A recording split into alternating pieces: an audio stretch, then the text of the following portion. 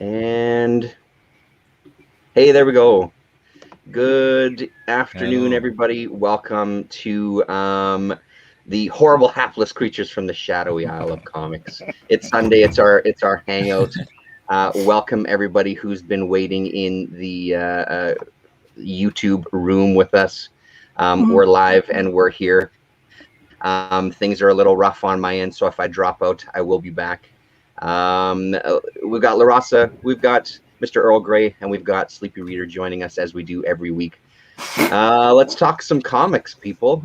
So I'm just going to go around my screen in like a clockwork sort of fashion, and we'll start with LaRasa. How are you? Oh, my screen, I'm anti-clockwise. I was like, no, it's not my turn, my turn. Okay, so, oh wow, I'm feeling being on the spot. I'm going to just show off. That's the first thing I'm thinking. I have to, of course, I have to show this with everybody. I mean, even though I managed to make a video and put on my channel. So if you wanted to look at closer, maybe.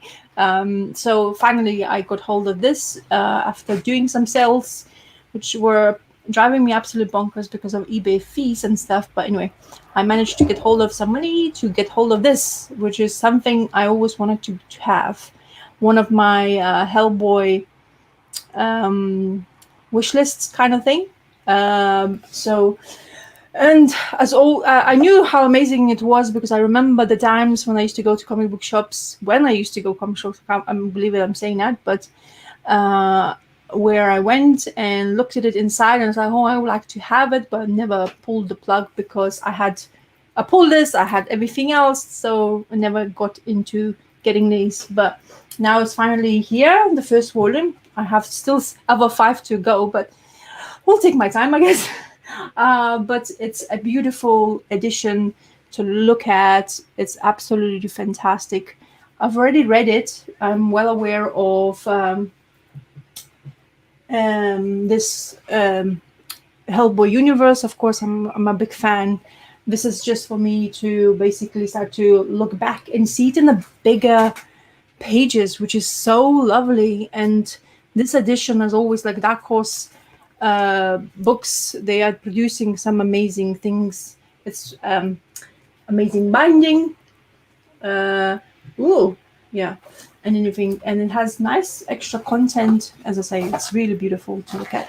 So just wanted to show you off to comics. And are those out of print now? I have a feeling they are.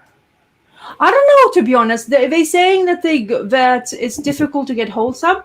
I was lucky to find this for extremely cheap price. It's been used, so I didn't buy it brand new. But I like doing that lately with this kind of hard to find editions, especially if it's, like my mentality now these days. I wanted to have to buy something which is already, maybe somebody used it and then they don't want it, rather than me buying brand new kind of thing. Like I like buying used things. Kind of feels more special sometimes to me. But it's an absolutely beautiful nick, so I can't say really if it's been loved by somebody else anyway. So, but I like the way it's bound, and it looks gorgeous. Will be looking gorgeous on my shelves of the hardcover books I have. So yeah. Were you saying in your video that it's sort of like a felty type of cover? Is that what you said in that video? Yeah, it's a cloth. It's like almost like a felt canvas, like a cotton cloth. Like a black cotton cloth, which is being covered with this. It's, as I say, it really reminds me of those old school bookshops where you go and see those really old editions. It just feels that the way it used to be. So yeah, it's a beautiful thing. And also what's beautiful about it, you touch it, no matter what kind of fingers, of course, not greasy ones, but we are very careful with those extra sleek covers, and they always leave your fingerprints, which I really absolutely hate, and this one doesn't, so which is fantastic.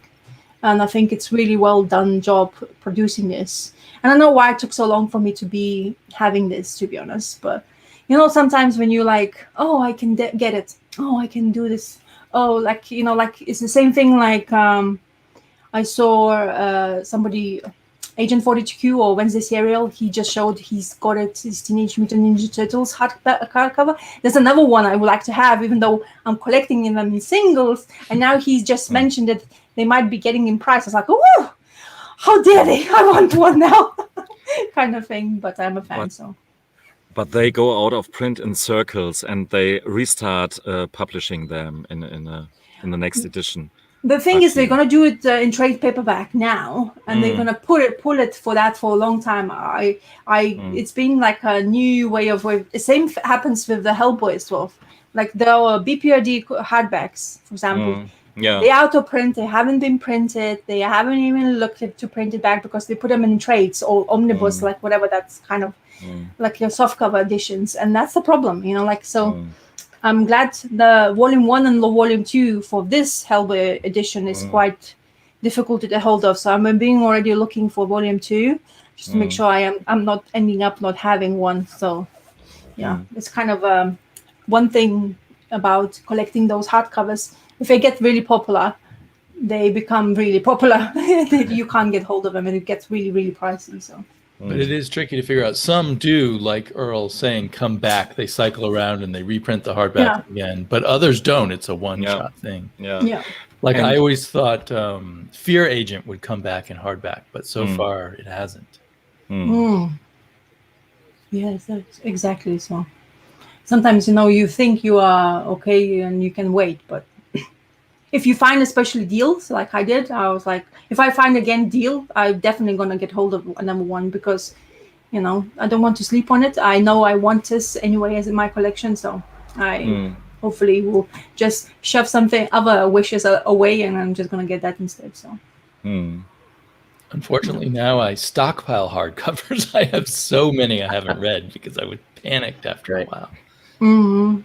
Fear Agent was one of the ones that sort of set me off because I always thought I can always get Fear Agent in hardcover when I'm ready. But then I discovered I could only get one of the 2 volumes.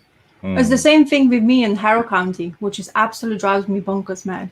Because now is everything in paperback. They even asked what is his name? It's on the back of my head. Colin Bunn? Yes. They even asked Colin Bunn on Twitter. They say if you're going to have hardcovers. And he says, not likely. So that's going to be... It's because they have it in those omnibuses now. He's doing omnibus, but they softback. They're not even hardbacks. And that just absolutely drives me bonkers because Harrow County Volume 2, Volume 3, Volume 4, all of them are completely out of stock. And there's Volume 5 is still available to buy if you want to. Or Volume 1, apparently, because they printed quite a lot of them. So. Right, that first one they usually do, I imagine, Right. So yeah, shit. Crazy. Shit. Yeah. It looks beautiful anyway. Like just having a look through it and stuff on your video, and then Adam talking about it before, just looks amazing. That oversized volume looks really nice. It's just the way. Yeah, it's just the way Dark Horse produced their hardcovers. I don't know why and what kind of channels they go through. It seems to be every single time I have Dark Horse hardcover, I cannot stop looking at it. It looks great on the shelf. They look similar as well, which is another thing, a pointer. Sometimes people have, like the same volume, but they different color. Sometimes like Marvel sometimes does it, which is, it's just the collector's things. But, like if you produce the same title, why would you change the color of the things? Like some Marvel or DC sometimes does it, and it's like, ugh. Cool. Mr. Gray, what do you got for us? I don't know if you're already up for this now, or should we skip it to next week to talk about we got. I don't have mine yet. I haven't received. The shop hasn't got it yet. I'm hoping they get it this week, but it's always a bit of a delay on our end for getting stuff like that. Okay, no problem. Then next week or in 2 weeks. Yeah, Terrence, why don't you let us know when you get it, and then then I'll look back over it again. Exactly. Yeah, I got mine yesterday, and I thought, this is my homework, and I had to read it. But, Did you generally enjoy it? Yeah, overall, there are 3 stories in it that don't really ring with me, click with me, but the rest is okay. Yeah, some are just too short, and the context is not there in my opinion. So this would be main criticism, but we can wait. Right. All anthologies have up and downs. I was just curious if in general you still liked it. Of the I know you it's liked not it the more worst than one. I did originally. I even reread now number 1 because Terrence had really strong feelings about most of the stories, and I just read it and sort of liked it. But now I really can see what you meant because the later ones are better. But the biggest thing for me this week was to talk about Gung Ho with the creators of the stuff here. Oh yeah. And so it was a bit an unusual take to 3 crowds, 3 Germans sitting together and trying to speak in English about something they have done in German, or have, in my terms, have read it. But this is Gung Ho is a post-apocalyptic series collected in 5 albums. It's a bit, with a lazy description, you could say it's Walking Dead minus the zombies. Instead of the zombies, we have some predators, and it's a bit coming of age stuff thrown into the mix, and Lord of the Flies, I would say. But in the interview or conversation, I skipped the Lord of the Flies part because I didn't want to piss off my interview partners.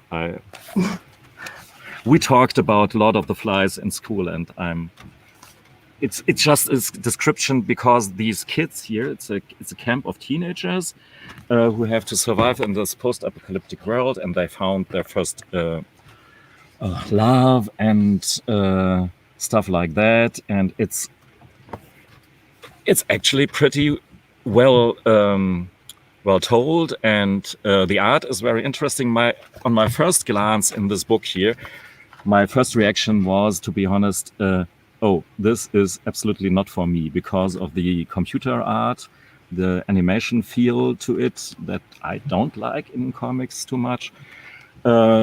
But my curiosity took over because it got pretty good reviews over here, and after reading the first album, you just want more of it. And each year, one of these albums came out. So after 5 years in Germany, the story was now finished. So,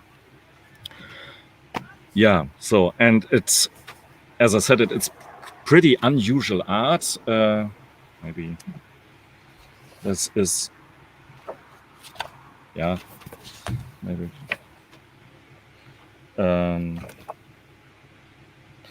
You see it on every page. I mean, he did some kind of collage stuff with Thomas von Command, the artist, did some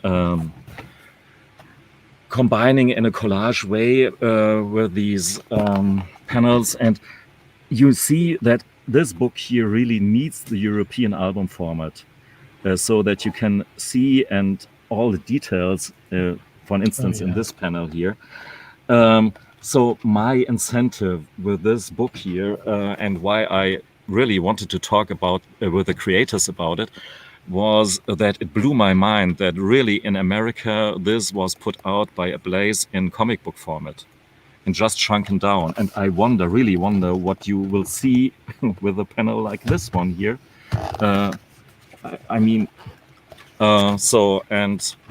So we talked about it, and they felt really glad that there was actually a publication in America, and they really hope, of course, that this will see a bigger sized publication in the US. But they publish with Ablaze, who do these Conan books that you show. I didn't even realize Ablaze did other things besides the Conan. Yeah. It's hard to find them in shops. Yeah, and I really that was what I was feeling. I watched some other YouTube channel in which one guy goes through his comic shop and shows very quickly all the books that come out this week. So this is a good source for me to get informed. And there was this Gung Ho book, and he goes through, and here's Gung. Hey, That's the ad from the latest the man in your... Sorry to cut you off there. Go ahead. Yeah. I mean, it doesn't advertising it. That's good.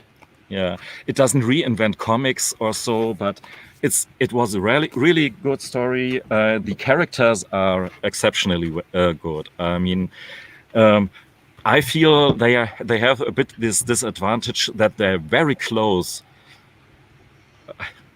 I feel a bit bad to say this, but it's very close to The Walking Dead. They said it's the same genre, and we had this in this interview, and it's conversation, and I just felt how their feelings, their bad emotions towards me when I mentioned The Walking Dead, because they don't want to. It's the same genre, of course, but and there are different stories, but you feel the closeness between these stories. Right.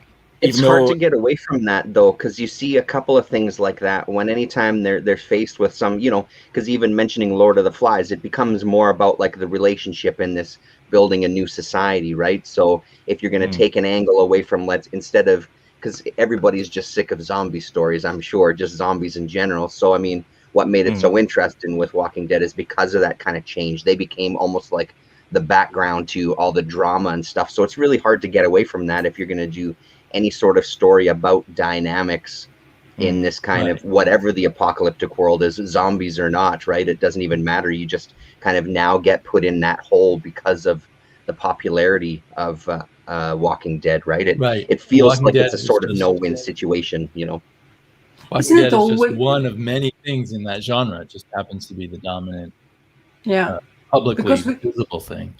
Because you could say it all comes from The Day of the Dead by George Romero or something. Yeah. Yeah, you can't just everything I now watch is sometimes feels like I have to in my subconscious starts to compare because it's kind of similar things, and it's the only thing especially because I read quite a bit of Walking Dead in comic books. I've never finished the story at all, and I watched TV show which I never finished either. There's a couple of characters I really enjoyed, but I just I don't know how people can enjoy the constant chopping and growling of the zombies and always bloody. Well, I could. Okay, well, there you go. So I'm probably the one who me as well. I can't stomach for long period of time. Like there's so many episodes to watch still, and then the time when I was watching. Okay, it's not a spoiler. Okay, hopefully TV show. That time when he in actual TV show. I don't know if you watched it, and the guy got smashed with his head and the eye was popping. Yeah. That's when I probably started like, okay, this is it. I think it reached a level where I was like, it's too graphic, too much for me. Right. I'm not a horror fan either. No, even it's like it's not horror anymore. I don't think in that kind of sense anymore, because you kind of like you get used to the same image, and it's just the same idea, and then slow pace, which is what comic book has also in Robert Kirkman's writing. Like very slow, boom, very slow, and that kind of like the shocker you get like almost a punch for me. And I was like, I stopped it. And my husbands keep on asking me to this day, because we have Disney subscription, and Walking Dead is now, you can watch every single episode of Walking Dead. It's like, no, please don't make me. But I can tell you what, 7th graders obviously watched The Walking Dead. And I was constantly, when I saw their parents, I've informed them, because I don't think that this stuff is suitable for 7th graders. I mean, how old they are, 13, 14. This is not really the stuff. I mean, not most 7th graders, Yeah. Well, but back to Gung Ho, I see their hardback is for sale here in the US. So I plan to get a copy. I don't know if the rest of the volumes will come out. It says 180 pages, so that might be more than one volume. Yeah, they said it collects the first 2 German albums, so I think there have to be 2 additional Black hardcovers. Sheep and Short Circuit. Yeah, and it is collected in 5 albums, but the 5th album is more than 100 pages. So I guess makes sense when they. So they could do it in 3 albums here, or 3 volumes. The three hardcovers. Yeah. Well, hopefully they get all 3 out. So you may have helped sell a few dozen copies. Who knows? I hope. Maybe it's. Yeah. What is I'm going to gung-ho order it mean? now. I really like their use of light from what you showed. I am a little like you, turned off when things are too digital, but I like that sense of light, which gives it a painterly feeling. Yeah, it has absolutely a good painterly feeling, I feel. And coming back to the Walking Dead comparison, Benjamin von Eckartsberg, the writer, was kind enough to lay it down for me. So when you have a horse and a pistol and somebody riding the horse, it's a Western, and there are lots of possibilities to do within the genre. And this is true for gung-ho as well. And gung-ho just means going... You know what gung-ho means. Well, rather, you No, asked. that's what I'm asking. I'm curious to. Or to go all in. It's like It is a phrase in the story to characterize the teenagers that are in the settlement and how they behave. And and because of that, it becomes later on this Lord of the Flies thing. Not to spoil anything too much, but you could say we're all gung-ho about comics as a way. Yeah. Exactly. Oh, okay. Oh, good. Okay, that makes more sense because I was thinking the whole part I was like, no, surely we're not talking about hookers and stuff like that. But anyways, that's why I wanted to just reassure myself I'm not that kind of crazy. Zombies and hookers, I Specialty think that they that's have been called the done gung-ho. too. Yeah. Sorry, just my going completely mad. Anyway. Oh, by the way, Glenn's voice from Walking Dead, he is voice of Invincible. So, and any trivia, you haven't watched the Invincible TV show? Yeah, it's kind of bizarre. Irritating. No, it's actually very good. Yeah? Okay. Yeah, his voice is fantastic. You don't even realize that it is him, but then you have to listen, and then you think about Walking Dead, and you're like, oh yeah, that's Glenn. Okay. So yeah. Anyway, trivia. Yeah. Cool. Damien. Yes. So if you could click on my shared screen. There we go. Sure, yeah. I bought this because of Ryan at Ryan's 4-Color Apocalypse. He and I were talking about we were talking sort of in the messages of Twitter about Cain and Abel. And he said, if you like, I was showing him the art. He hadn't read Cain and Abel yet. And he said, if you like that, I think you would like Cryptoid. So Ryan is a good source of information for me. So I immediately ordered it and it came right away. And I really loved it. Who's the author? Eric Haven. It's kind of, I can't get that to focus there. Eric Haven. It's kind of gonzo, I don't know what you call it. Gonzo pulp comics, maybe. And, sorry, what was that? Is that Trump? It was that Trump at the beginning. Of course. Yes, Trump does appear in this comic, so it's very up to date. Shush. So it kind of feels like a stream of consciousness, like he goes from one idea to another, but all the ideas seem to flow nicely from each other. So it makes kind of a continuous reading experience, if not really a continuous narrative. And it reminds me a little bit of Charles Burns, a little bit of Jack Kirby, a little bit of, like this first image made me think of Mobius, but it doesn't too often remind me of Mobius, that picture. That one. It seemed very heavy metal circa 1977 to me. But so I had a really good time reading it, and I have to say that I don't recall, like, because it doesn't really have a plot you can hook onto, it's like it goes out of my head and then I can enjoy reading it again a week later with almost no memory of it. It's been about a week since I read it. So It's definitely wild fun, and I really recommend it if you like this sort of thing and are not worried about a plot. These look like real quotes from Trump here. I can grab him by the pussy. I'm the president, and you're not. Well, maybe modified quotes. Yeah, and then she pukes on him, which is perfect. And she pukes fish guts on him. Mm-hmm. But then that just leads to something else weird. So I can't even remember. So it's kind of like one of those. I feel like there was a few movies that were kind of surreal where you'd be following one character, and then you'd see another character on the sidewalk, and suddenly you'd be following that character, and you just move on. But it's just goes from one weird, imaginative little scenario to another. So this, Ryan really led me to the correct spot. This really hit the spot for me, and I had a lot of fun with it.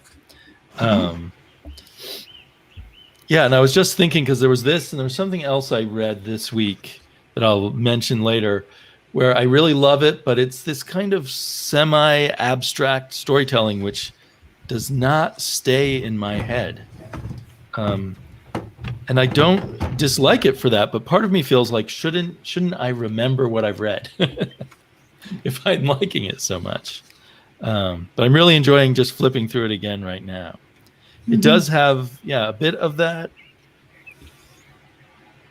I don't even know what to call this kind of stuff, like Cryptoid and Cain and Abel, and this sort of genre of sort of artsy-fartsy comics that's just playing with the pulpiness and is in love with the same kind of pulpiness I love about the mainstream or older mainstream comics, in a way, if that makes sense. But hyped up too. It's like it's on steroids, right? The pulpiness is on steroids.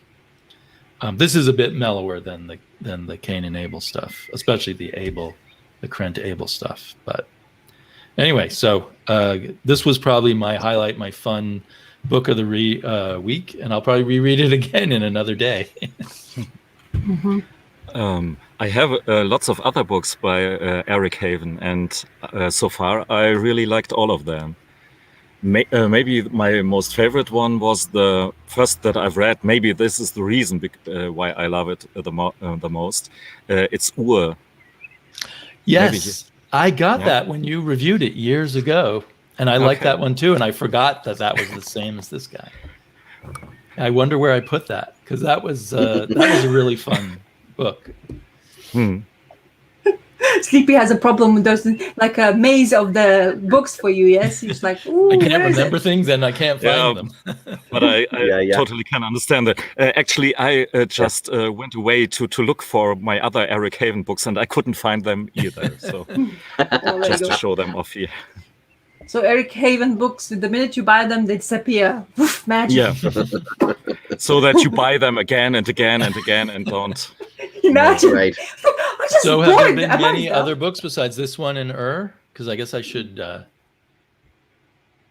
stay focused on his name and look for his stuff again. Oh, we lost Earl for the moment. Well, yeah. Have you read any Eric Haven, Terrence? No, I know the name, but no, I haven't. Okay, because it seemed like something visually amazing. I love it. Seems like something I would have learned about either from you or Earl. Yeah. No, it makes sense that it would be Ryan, though. Absolutely, because he's Ryan. Well, Ryan he has a real depth of all the indie stuff. Right. Yeah, no, he really does, for sure. Yeah. Oh, it looks like we've lost him. He's frozen on my Maybe he end, can reboot and hook back up. That's what happens when you're in the garden. Or in the that's balcony. right. Yeah. Oh, yeah, he's gone. All right. We'll see if he comes back. So I don't know. I thought I'd start with something completely different, just because. Why the heck not? Where's the button? See all these buttons when you're hosting. I tell you. I've finally had a chance to sit down and watch Son of the White Mare that came in. I don't know, a couple of weeks ago. At this point, I'd learned about it from this Twitter channel. I don't know what the hell, Twitter account, I guess. Soviet cartoon, Soviet animation. But this is Hungarian animation from 1981.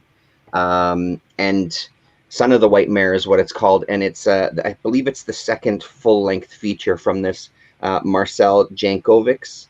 And he passed away earlier this year. So they put out a special edition of this. There's a slipcase edition. I didn't grab that one. I just grabbed the regular old one. It was a little cheaper. But such a visually stunning piece of work. All of the animation is constantly in motion. It's incredibly fluid. For anybody who's a fan of Genndy Tartakovsky's Samurai Jack, it looks like he pulled stuff directly out of this movie to some degree, as far as like character designs and things. Sorry, excuse me. Unbelievable. Sorry, Earl Grey's trying to get back in here. Here we go. Sorry, I went out of power. Oh, that's totally fine. We got you now. We can hear you now. Yeah. Oh. Oh, he's gone again. Device is not connected. Oh boy. Sorry, everybody. Stand by 1 second here. Okay, there we go, I think, maybe. So there's a lot of kind of character design and just kind of the visual elements of the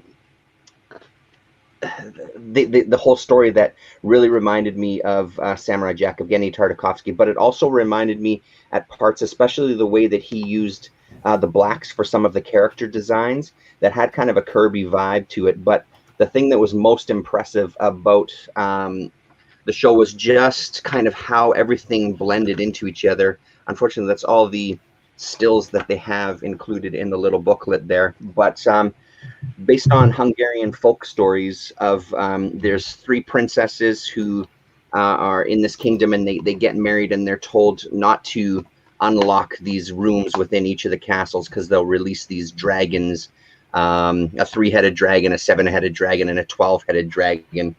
One that's kind of made of stone, one that's made of iron, and one that's kind of a living building. And it just goes from there. Our main hero is a tree shaker, and he has 2 brothers, Rock Smash, Stone Smasher, and I think what's the other guy? Iron something or other. And it's just this amazing kind of folk tale that just weaves through just going to the underworld to save these princesses and free these kingdoms. It's thin on plot for sure, but it's enough to move it through because the visuals are what you're there for anyway. It's just absolutely stunning. The one kind of part that didn't work for me, it has the soundtrack that's not really, that kind of uses almost like the same phaser type of effects. So we get a lot of repeating kind of just soundscapes, which I can see what he was going for. And there's a half-hour kind of interview with him on here. And he said he was trying to go for more of a dream kind of state. So he didn't want the soundtrack to be overbearing and take away from everything else. But I think because of that, the soundtrack at times takes away from the visuals because you're left with these repeating sounds that, I don't know, they're not the most pleasing, even for a weirdo like me. But honestly, it was just such a beautiful, beautiful movie. It comes with his first feature film, which is 79 minutes-ish, and then it comes with 3 short films that he did. There's trailers. You saw the essay inside. There's an interview with him from, I think, 2020, and then a little bit of a newsreel from 1973 about the making of his first feature, which apparently went gangbusters in Hungary and got sold to Hanna-Barbera in the United States for, I think at the time he said around $120,000. And they ended up not doing anything with it, even though when they bought the rights to it, they did some extra work. Apparently it never got released in North America, but it was a huge hit for the little studio that was working on this. Yeah, so I mean, if you can find it, I don't know if it's streaming anywhere. It feels like stuff like this might stream somewhere. I'm looking for Arbelos is the people that released it, Arbelos. So it feels like stuff like this might be streaming somewhere. Where that would be, I have no idea. But well worth hunting down if you can find it, or even just watching clips on YouTube as well. Just search up Son of the White Mare and you'll see some of the visuals and get a sense of just how beautiful it is. So yeah, that was, instead of comics, let's go animation, I figured. Yeah, I watched some stuff of it because you mailed or somehow mentioned it to me, and it looks beautiful. Absolutely. Yeah. Didn't you mention that on Twitter? I probably did, yeah, because when I discovered that Twitter account, I followed him right away and ended up retweeting a couple of things because, again, it's an area I know absolutely nothing about. And I mean, that's the stuff that's always going to appeal to me a little more, finding these weird accounts on social media and just getting exposed to this world that people are raving about it in the threads because it was part of their childhoods and it's completely alien. You know, even watching the interview with him, just things he was talking about and names that he was dropping, I'm sure meant something to other people. But to me, you may as well be talking about people from another planet because it was just didn't resonate whatsoever. It was interesting hearing the stories, though, of how he went and got this stuff created and just the struggles that they had, even with, and especially with the style of animation. In the essay, they talk about in 1981, I guess, is when Heavy Metal came out. Lady and the Tramp, I think, came out that time. So there was some animation that was coming out in North America that wasn't even really hitting in any sort of a hugely impactful way. I love the movie Heavy Metal, the animated movie Heavy Metal myself, but that's just me. I know that that's not a world-renowned classic of animation by any stretch, but so it feels like it was just this world where something like this should have maybe stood out more, but I think because it was so different, it just didn't resonate at all. So yeah. Cool. Marasa. It's my it's my turn. I was like, correct. Well, okay. So the next reading thing I would talk about it is related to the TV show, but I don't know if we want even mentioning it right now or a later stages because of the and it's actually if it's even a spoiler, so I'm not sure even I want to do it. So I'll go, I guess, not talk about it yet. I'll show you something I was reading, which is really was entertaining first. I finally finished this 247, the Doctor Doom and Fantastic Four. Another conclusion of the tale I was reading prior to that is and where Doctor Doom as always have his own fights with Fantastic Four, but this time seems to be the bad guy of this story or conclusion of the story is Fantastic Four, because basically what they did in previous storylines where defeated the Doctor Doom, and Doctor Doom lost his powers of being in charge of Latveria, his land, and then somebody else's was taking over. And Fantastic Four was basically from previous issue, which we were kind of in a way defeated by Doctor Doom or captured. He put them in here and told them like an examples of how you managed to destroy my homeland. And here another this lady here for the I wanted to show it to you. Doesn't she look like Elektra? So the first thing I was like, oh my god, is that Elektra? But no, she's just a citizen of the country. But she definitely looks like Elektra, especially with that bandana on her head. Yeah, absolutely. Yeah. Anyway, so Doctor Doom is explaining what you. Of course, they gives you a good explanation to what happened. So there was riots and there's people taking over the country, and Doctor Doom was defeated in that time. And yes, the robots do look like Sentinels. To be honest, it seems to be if you're robotic, they tend to look like Sentinels' faces. I was like thinking, are they Sentinels? But no, they are just inventions of Doctor Doom and his wisdom, apparently. And the people who took over Latveria, or the king, he used these machines as a police. So he was filled with this power, and he went a little bit insane and starting to basically demanding from peoples. And Dr. Doom come back with the Fantastic Four to basically get back his power and his country. And even though he was called a tyrant, people of the Latveria citizens of that land were still very much so loving the life when Dr. Doom was in charge, which was an interesting point. And this is the guy who was taking over this weird eye. Anyway, so it's very good story, and John Byrne once again does it for me. But after reading this one, I went straight away and started reading this Fantastic Four 248, and this was absolutely fantastic. So we have Inhumans, and apparently I think this is the first appearance of Crystal's and Quicksilver's daughter, Luna, which I was like, ooh, I didn't, because as I was more aware, because I have not caught up that much in Fantastic Four, I was, that's Johnny Storm, our human Torch, he was in love with Crystal from Inhumans, but now she's married to Quicksilver, and that's little daughter of theirs. And then it's like Quicksilver's like, "Are you sure you're okay, Johnny Storm? You look like like unhappy."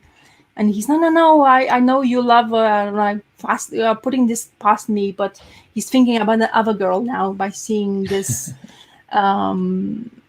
girl, the baby.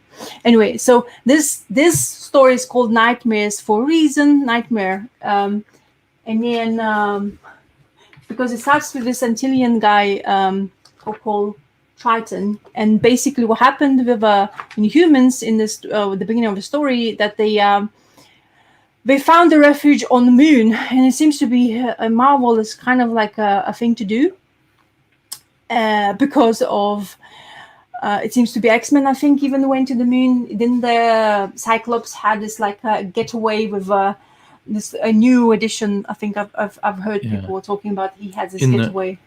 The early Kirby Lee, they established as a segment of the moon, I think called the Blue Zone or something, where there's oxygen. Exactly. That's where and they are. People as well. keep revisiting that area, and the Inhumans move there. So Inhumans moved there. There's a celebration, and suddenly, for some kind of weird reason, Fantastic Four got invited for this celebration of naming a child. That's what they were celebrating. And in here, of course, John Byrne does a great job, like he always does. He's introducing all the characters for you, so of course you don't feel like really lost in all this Marvel history and stuff like that, which is great. Anyway, so I celebrate, and then you see this other panel here after the celebration and naming of Luna, and then the conversation with Quicksilver and Human Torch. You see Moon escaping the Earth, and it's like everybody's looking, what the hell is happening? And this is where the fun starts. So you see this approaching ship, and then the ship swallows a moon, and it's like, what the hell? How did what's that's that? Epic. Wow. What size of a moon? I mean, what size of the ship do you have to have in order to swallow the moon? And everybody's like, and like with Richards, like, I am so clever, but I don't understand what's going on here. And it's like, and then people were panicking because like you have the land, and it's crumbling. This ship taking the moon and start crumbling the moon apart. So of course we have Antillians living in there. Basically they're a nation, and everybody starts to panic. Everybody starts to like seeing what's going on. Inhumans taking out their ships. Of the ships they have not used for centuries, and start using them and making sure. And there's this funny page where, this is the page where the Thing is starting operating one of the ships, and Richard says, like, are you sure you know how to do this? Oh, I know from Kree War. Don't worry about it. I'm not that dumb like you always think I am, kind of thing. So he has really quite a good banter in here, which I really thoroughly enjoyed. And then they start trying to make sense of this ship, and says, this is gigantic. How is this possible? And the Richard's idea of thinking is definitely not big people who build the ship, because the way the ship is built is too clean and tidy. Because if you're big and monstrous person, you won't be able to do it neatly, apparently, according to Richards, which was funny. And then they see this doorway, and there's this purple thing. I was like, oh, no, surely not purple thing, because the first thing you think is Galactus, yeah? Yes. Unfortunately, is this creature. And you're like, Cute. What the hell is this? He looks like a sad sack. Yeah, and you see the Fantastic Four, the mere size of Oh, him. they're So tiny. Wow. yeah, and they like basically a speck of dust, kind of almost in description. So, and this is really good. I thoroughly enjoyed it. The story is fantastic. It looks amazing. I forgot how good Byrne's work was at this time. Yeah, I think Byrne is actually, I don't know, I haven't yet read the book so far, especially the Fantastic Four, but I didn't like the Byrne, what he's doing. Anyway, so there's things happening, and then suddenly, so Antilla ships were trying to go and try to defend themselves, and they can't. And you see Black Bolt, and if you know Black Bolt as a human powers, if he speaks, everything will basically completely shatter or completely vanish because of the power of speech he has. This is his power. So he starts speaking, and then Reed Richards starts like, "Oh my God, we should be dead now. Why we're not dead?" And then from that point onwards, things really weird happens. So the Human Torch takes like, "Oh, I have this Nova power. I'll do it," and he's like, "Oh, you douchebag." He's like, "Oh, I didn't even feel it, like a fly on my head."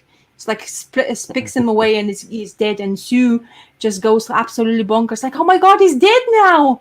So everybody's panicking. But like a beauty of the comic book is they find out, and this is a spoiler alert, okay? He wakes up and it's like, "Oh, it's just a nightmare." Yeah. And that's why it's a nightmare. It says on the plastered on your comic book.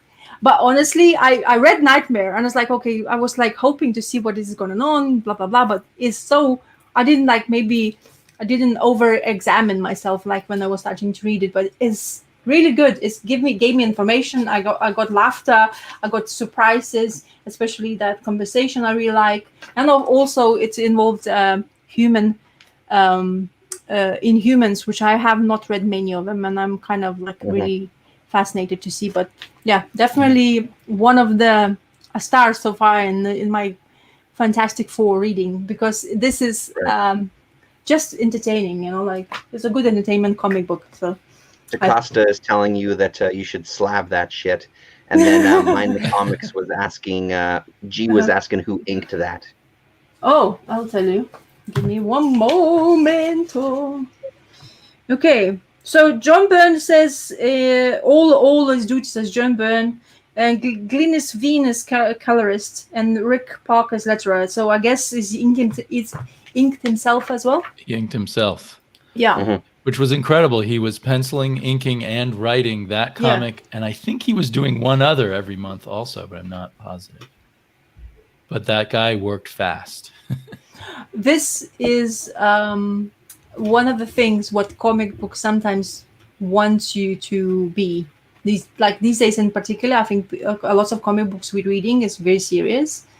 But this is great as an entertainment and as a relief in your head, and you're like, oof, okay, everything's whatever. Like that's why I reading comic books. I want to escape from my daily troubles. Of course, I don't have zombies in my background, which is I'm thankful for it yet. But not yet, anyway. But like all this kind of like other things we have to deal with, kind of, like almost makes you petrified. Oh, I feel like I need to. Oh, I'm lit now.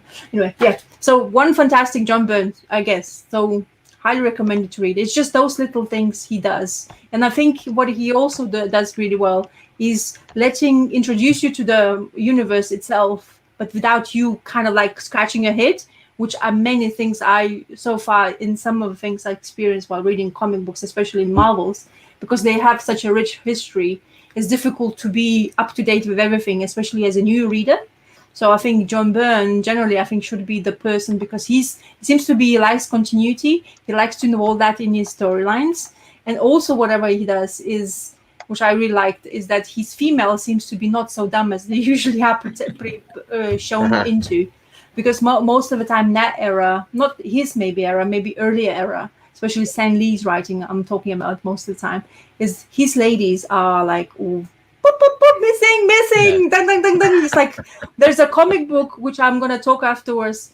Well, I haven't even finished reading, but I already got grimes about it, because Wanda was portrayed as completely like tiny Avenger of them all. It's like, Wanda? Really? With Hex powers? She's not as powerful? And Captain America with his super strength is more stronger than Wanda is? It's like, Stan, what the hell, man? Come on! But that's his thing, so... Stan Lee was not good to the female characters, and I wonder if John Byrne consciously was aware of that and wanted to make up for it a bit with Sue's treatment. Yeah, Sue's particularly, because I read lots of like a couple of those earlier Fantastic Fours, and they are really good reads. Don't get me wrong. When it comes to females, you go like, especially as female, it becomes like, dude, wow, a bit too much, man. Come on, she has some kind of IQ levels. I mean, she has this. Yeah. It's just she's not that stupid kind of thing, but yeah, he puts them into a level where you're like, oof, wow, kind of thing. So anyway. Stan the man. Makes you wonder what it was like to be married to him. Well, it would be. He had a very long, happy marriage, supposedly. Well, the time of when they got married, the time they were brought up, I think it's not actually quite natural, to be honest, to be what he was part of a life. Even like, okay, my age, and I'm talking to my mom. There's some certain ideas and beliefs in her life I wouldn't agree with 100%, but she was brought up in that kind of environment, so it's kind of difficult to get away and just forget about it, because at the end of the day, we reminisce a lot of things what we did in the childhood. So if you reminisce on that, just reading by comic books, something like that, and somebody educationally just puts that in your head all the time, it's difficult to shake it off, I think. Yeah. No matter whatever happens. So, anyway. Cool. Mr. Gray, you're up. Okay, I grabbed the Eric Haven books just to show them off here as some kind of information. Oh, the lighting is a bit... There's Oh, yeah, I recognize that cover now. Yeah. And there were these two other books here, Compulsive Comics. Oh, fun title. And they're all, it's all the same stuff. Same with Damien, I couldn't retell what actually was going on. It's very surreal, a bit of Kirby, a bit of everything that you mentioned, Charles Burns, etc. Oh, the light is really bad here. Are those all Fantagraphics? Oh, let's see. I guess, yeah. Was Ad House. Ah, okay. The first Which one. is about to go out of business. Really? Oh, really? Ad House going out of business. The publisher has announced that he's retiring from publishing to try to get a job with better retirement benefits and the like. Oh, wow. Yeah. I saw an article about it, and I only skimmed it quickly. So I think the article is saying they're publishing their 100th book and then stopping. Right. Wow. Okay. Oh, that's sad.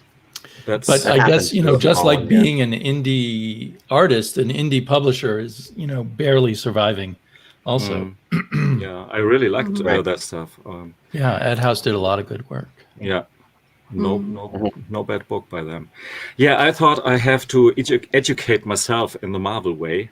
Ooh. So I Whoa. picked up nice. This essential, and I read it totally. No. Wow. What? All in one day.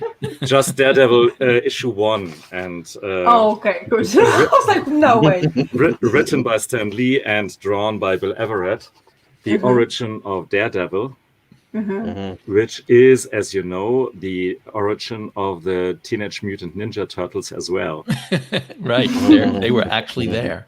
Yeah, that was some kind of the incentive for me to pick up this, especially this one. And again, I've read it somewhere before, but no, I really was.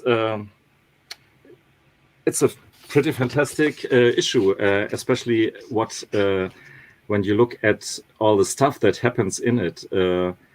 It's the complete. I could say that you can tell the same stuff in 4 issues or a small arc, a 5-issue run or so. Right. And it starts pretty formulaic, especially when you look at the stuff here, the first depictions of our young Matt guy. Matt Murdock, yeah. Here, it's almost some kind taken out of some Atlas muscle man advertisement. Oh, I'm a wimp. I can't play with my neighbor kids, and they're such nice boys. I mean, he has to be glad not to have to. Yeah. The way they are portrayed really cracks me up here.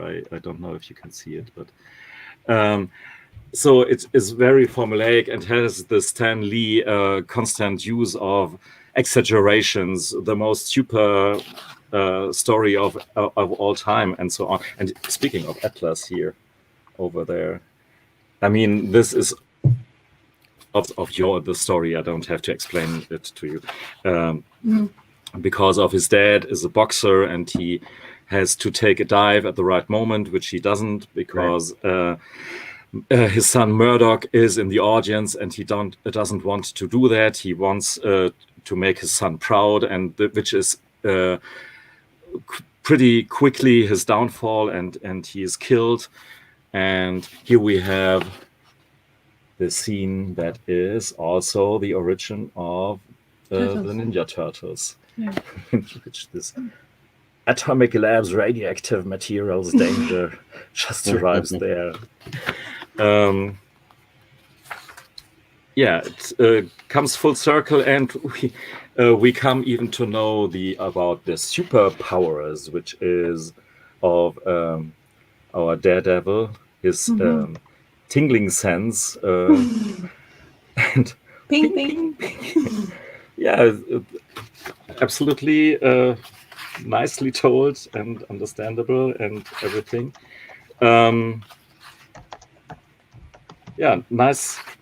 Nice issue. And here we have the fighting scenes in which Daredevil avenges his father in his new costume. And the reason, I mean, I feel a bit silly now to tell this to you Daredevil experts, but the reason for his nickname is, of course, that was the mocking name of the neighbor kids for him. Huh? So, and yeah, a good way of turning around things 180.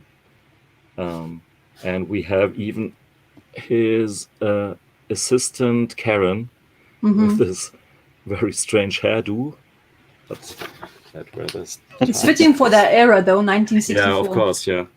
Bill Everett art looks very nice in black and white. Yeah, I really love this book here. And I don't know. I paid half cover price of. It was cheaper than the This is the color version digitally of your Daredevil #1, what you were saying, Sean. Yeah, I usually have a rule of thumb to buy these books here with ghost stories or horror stories or crime stories in which the colors are not so important. And the superhero books are, for the most part, often better in color. But maybe not so with Batman, because Batman for myself is black. And so black and white is the way to go there. And I don't know why I happened to buy Daredevil.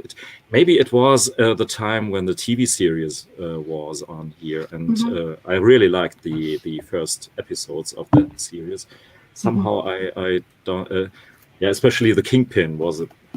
And there's some Wally Wood art in there. That'll be nice in black and white. And some Gene Colan art, which will also be nice in black and white, I think. I guess Gene Colan is later on, and Wally Wood as well. Yeah, Daredevil 6. And there's a lot of good artists. Joe Orlando, Wally Wood, and even layouts by Jack Kirby for some. Oh, right. John Romita was on there, too. John Romita, Gene Colan. Yeah. I mean, you can flip through each page of this book here, and it's all fantastic art and really a bargain.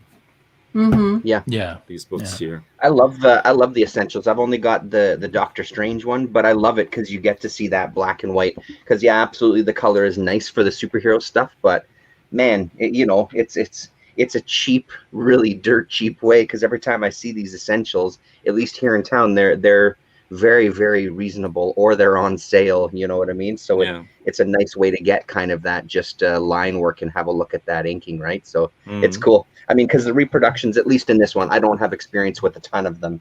The reproductions in this one are very solid. So no complaints. No complaints here on my end when I see this stuff. But I hear you about the horror. It is nice to see. I think there was some unexpected ones and that sort of thing. Those are really great to flip through as well. One thing, though, I don't know. I just really have to change the lighting, the light soon. But if you look at the cover, which is really white, and the paper here, I don't think you can see it. The paper kind of grayish? It's really gray. It's really grayish. Yeah. Right. It's not yellowed or something like this, but it's hard to or you don't recognize this when you read it. You just forget about it. But when you see a real white page next to it, oh, that's really almost toilet paper gray. And I kept a bunch of mine in a sunny room, and they all turned yellow around the edges. But I don't really mind. They were so cheap, and just there to enjoy the I don't art. bother, really. But they don't do them anymore, don't they? Because of the Epic editions, like people just speaking that they killed it, because Epic editions were at the beginning, they were black and white. But then they put the color in, and then the popularity just hit so high, because you get those reprints and the nice, but you wouldn't have to pay arm and a leg like omnibuses you just do, and then you get it. So I wonder if digital kind of killed those essentials. It was the cheap way to get a lot of reprints, but now you could just subscribe to Marvel Unlimited or DC. Yeah. Well, DC apps, you can't do it in Europe. You just can do it in America. Well, that's not fair. Yeah, because they have like those rights situations going on with Europe. They don't agreeing, so it seems to be might not even happen. Because I remember when Roger he did a video and he was talking about that app, and I was talking to him. I was like, I can't get it. I really cannot hold of it because it's not available in this country. So, and I was reading like, oh, we're trying our best to maybe put it for Europe for DC digital ones, but it seems to be because of the animations, because you can watch animations in there apparently, or some stuff like, I'm not sure how the DC app actually even works, but they're saying because that kind of rights situation in Europe, they most likely maybe not even have it, so which is kind of like bad. Weird and bad for DC in general, I think, because of lots of people would like, I myself, I would like to have it because I enjoy a lot of things DC as well. And in the long run, the international market's bigger than the single country of the United States, as big as it is. Yeah. So that's. But that's another thing. What Warner Bros. Or whatever, whoever AT&T who owns this seems to be very single-minded when it comes to that kind of stuff. You can modify the apps as well, availabilities to some other countries, I think, in order to work it. But it makes a lot of work to do that kind of thing for comics. So I think that's why it never happens usually.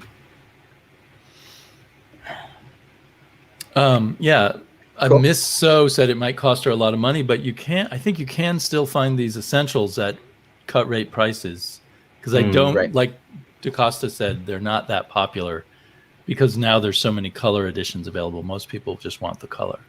Yeah.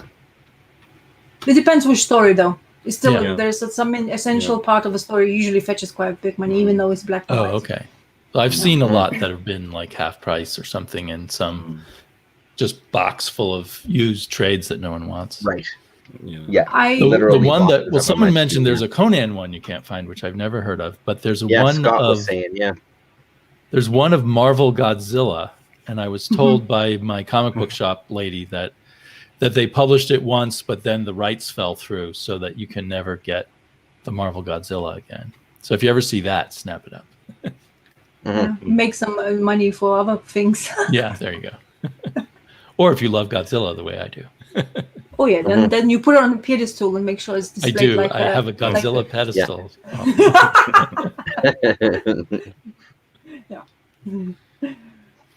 Right on. So it's my turn. Yes, sir. Rasa, have you seen this yet? Terry Moore, no. 2001 sketchbook. No. So, Terrence, if you could put on my screen capture, I sure can. Then Stand by I'll 1 second here. give you a good look at it. Oof. So I was shocked. It was on sale at In Stock Trades. So I got it for like $10. Oh. So I said, that seems like a no-brainer. So I just threw it in with another order, and it's fun to look through. I assume these are sketches he did as covers, most likely, but I haven't seen them as a covers. Maybe it's just sometimes he does it for fans. What's the word when fans hire you to do something? I suddenly can't remember that word. Yeah, I forgot. So, and some of them are kind of on the titillating side, like these. Makes me want to go nude sunbathing, but also to be 30 years younger. I think what struck me as I looked through these, and obviously he's doing them for his hardcore fans who hire him to do them, but you can feel like he's madly in love with his characters. Yeah. It's like he says in interviews that these characters are like almost like their children, his children. He used to nourish well, they're them. Kind of sexy children. Yeah, but he's doing that for other people, I guess. Other people seeing these children this is what a drawing would look like by a talented artist who's doing a portrait of his, his love. Maybe. I mean, his wife or his girlfriend or what have you. I mean, not all of them are so sexy, but a lot of them are. I mean, he's kind of. It's weird because he's not super exploitive, but there is a cheesecake aspect to some of them. Yeah. Not these ones here, but like these here are obviously, Marilyn Monroe cheesecake cakes. And of course, part of that is probably what was requested of him. It's most of them are Strangers in Paradise because they still.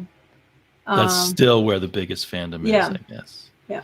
This is kind of cute where they're reading Goodnight Moon in bed. I don't know how clear that is across the internets. And then Zoe. And there's quite a few Zoes too. These I'd say the Zoe ones are my favorites. Here she is with like all these skulls tied around her belt and her knife collection. Yeah. I don't actually know who this character is, so maybe that was from Strangers in Paradise. No, it's just with both of them. Those two is now I'm blanking the names, but both of them are the name. Like go with that will tell you. He knows the names probably by heart. And she's badass.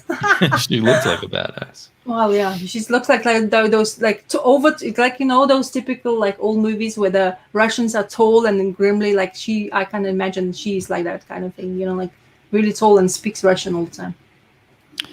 And another thing that I noticed just looking at these, because most of them are pencil drawings, is that I don't know how to talk about art sometimes, but one of his specialties, and there's other artists who do this, is kind of getting the perfect line along the silhouette or along the edge.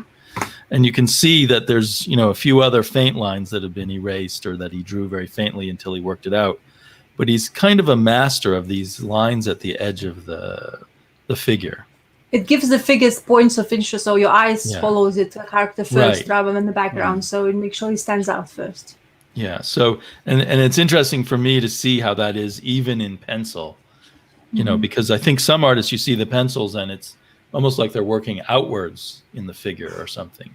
But here those edges of the figure are still the main thing. And it's one of the recent stories. I forget the name of this character with the ape and the mechanic. Yeah, but she had the PTSD. She's an army soldier. Right, she had the PSD. And she imagined this gorilla as a way of dealing with. Oh right, he was imaginary. I forgot that. Yeah. Spoiler alert. I guess. Too late. This is really cool. Is that Zoe with a gargoyle? Looks like it, yeah. Oh, I love that picture. I love all the Zoe pictures, actually. Zoe is the best character of him, I feel. Yeah. A lot of people, I for me as well, Zoe is top notch. But Rachel, because it's one of the first things I read, I think Rachel is one of my favorites. Yes, that's a great character. And this is a really fun. I mean, the drawings where he can do different characters with different expressions. That's a lot of fun. I'm just going through this because I just thought it'd be fun for you, but it's not very expensive. So maybe he has released it not just on his website. It's list price $16. So if you're interested enough in Terry Moore, I think it's a fun thing to have. Yeah. It is all just like portraits of characters, which maybe also shows what his fans want or that he's very character oriented. Mm-hmm. Now, this one, even though she's nude, seems less cheesecakey and less erotic. And that's kind of more to my preference. I'm not a cheesecake person. And that flower on her boobie is a significant part of the tale in Strangers in Paradise. She seems to have a tattoo there by her hip also. Mm-hmm. And there's that's the recent covers. Are these covers? This one, the on your left, it is a cover. On the right, I don't think I've seen it. Maybe it's an extra cover he did, but the left one for sure is #1 issue. I think, if I remember. Not #1 issue. I don't remember. But anyway, shall I keep going page by page, or is this getting monotonous? No, it's great. I'm enjoying watching. It's great. Yeah, no, it's really nice. Yeah, drawings. Yeah. Oh, he's even doing some. This is the lady from Echo. Yes. Yeah. Which I still need to read. You gave me a bunch of Echo issues, Rasa, when I visited, and I want to collect the others. It reminds me I wanted to collect the rest before I read it. Sometimes it's very difficult. There's one issue I'm missing, and it drives me mad. But sometimes I see it, sometimes I don't, and I forget to get it. It's one issue missing in my whole run of Echo. I usually have. I make sure I have it all anyway. That's in pencil, at least, every single nose, he kind of puts some shading on the tip of the nose. Mm-hmm. I guess where the nose usually gets sunburned. Mm-hmm. And of course, he lives in Texas, so people probably get sunburned easily there. Yeah, Kachu is the best for him, for Gore Vidal. Hey, Gore. And then there's some of these, what was he calling them? I was hearing him talk about them on his video channel. There's some Art Deco, maybe? Art Nouveau. Art Nouveau. He did a whole Art Nouveau portfolio, so I think maybe that's some of these. Mm. And these are very cool. The amount of time you spend, I assume he doesn't do this digitally, where around the pencils edges. So here we get some things that have been inked. These feel like they'd make a great calendar, actually. Or a window. Or stained glass window, yeah. Then back to the sketches. Yeah, all the noses have that shading on them. I think he explains that in his... On one of his videos? Yeah, sorry, Mr. Terrence is distracting us with all this banter things. Bad pun alert, yeah. He explains why he designs the face like that and why he does it in the nose, but he now forget, like, because I don't know, it's the specific thing why he does that. Yeah, and I love this. So I love it when there's more than just the portrait, when he sets a character in a scene like these ones. Mm-hmm. Fantastic. But it amazes me how clean his pencils are. I think why I like Rachel Rising from him the most is because the backgrounds is so much more like the scenes he was setting up in that series is really great. That little town, the snowing parts, and then all the seasons he was trying to portray as well, which was fantastic for him. Slurp, slice.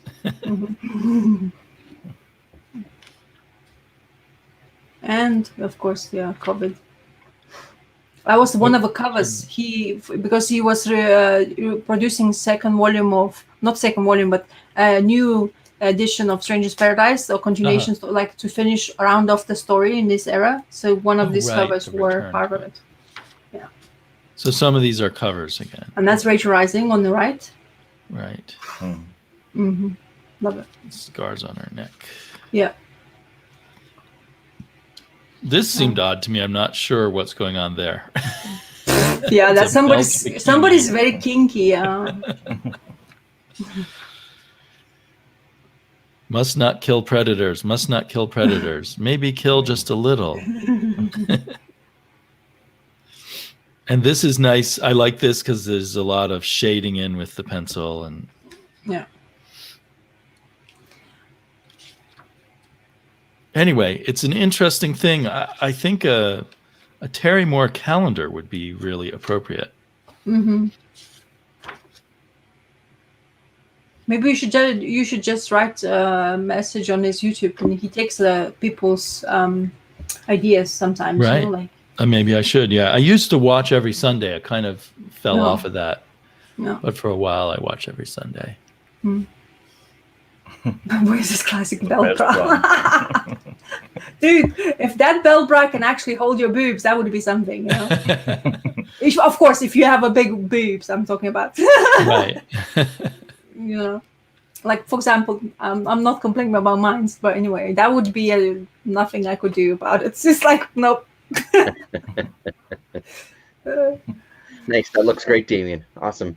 Yeah. In keeping with art books, I went and did a trade with the local comic guru here in town, Greg, and I managed to get my hands on. Here we go. Man, sorry, it's really slow on my end here. I apologize. And now things are popping up. Oh my goodness. Your computer. Sorry, everybody. Give me 1 second here. There we go. My computer's thinking on its own. So he had a copy of this, the Daniel Clowes Modern Cartoonist hardcover book. And it's stunning. It's really great. There's a lot of write-ups in it as well. I didn't read it. I just sat and looked through it. So just taking the dust jacket off. Really, really beautiful stuff. The Kayfabe guys had talked about this at one point. And went kind of page by page, and it just seemed like one of those books that I would never. Yeah, that's right. It's Izzy. Thanks, John. It just seemed like one of those books that I would never get my hands on. So it was a nice shock to see that email come through. I mean, everything in this is gorgeous. You're getting pages from 8 Ball. Just freshly inked pages from 8 Ball. But the other thing you're getting is, you know, going through the childhood of Mr. Clowes as well, too. Including some of his childhood art of Spider-Man and things there, which is really, really great. Especially when you think of that Death Ray, that's what it's called, right? That Death Ray character, which also makes an appearance later on. Most of us probably drew a Spider-Man picture like that at some point in our childhood. Absolutely, yeah.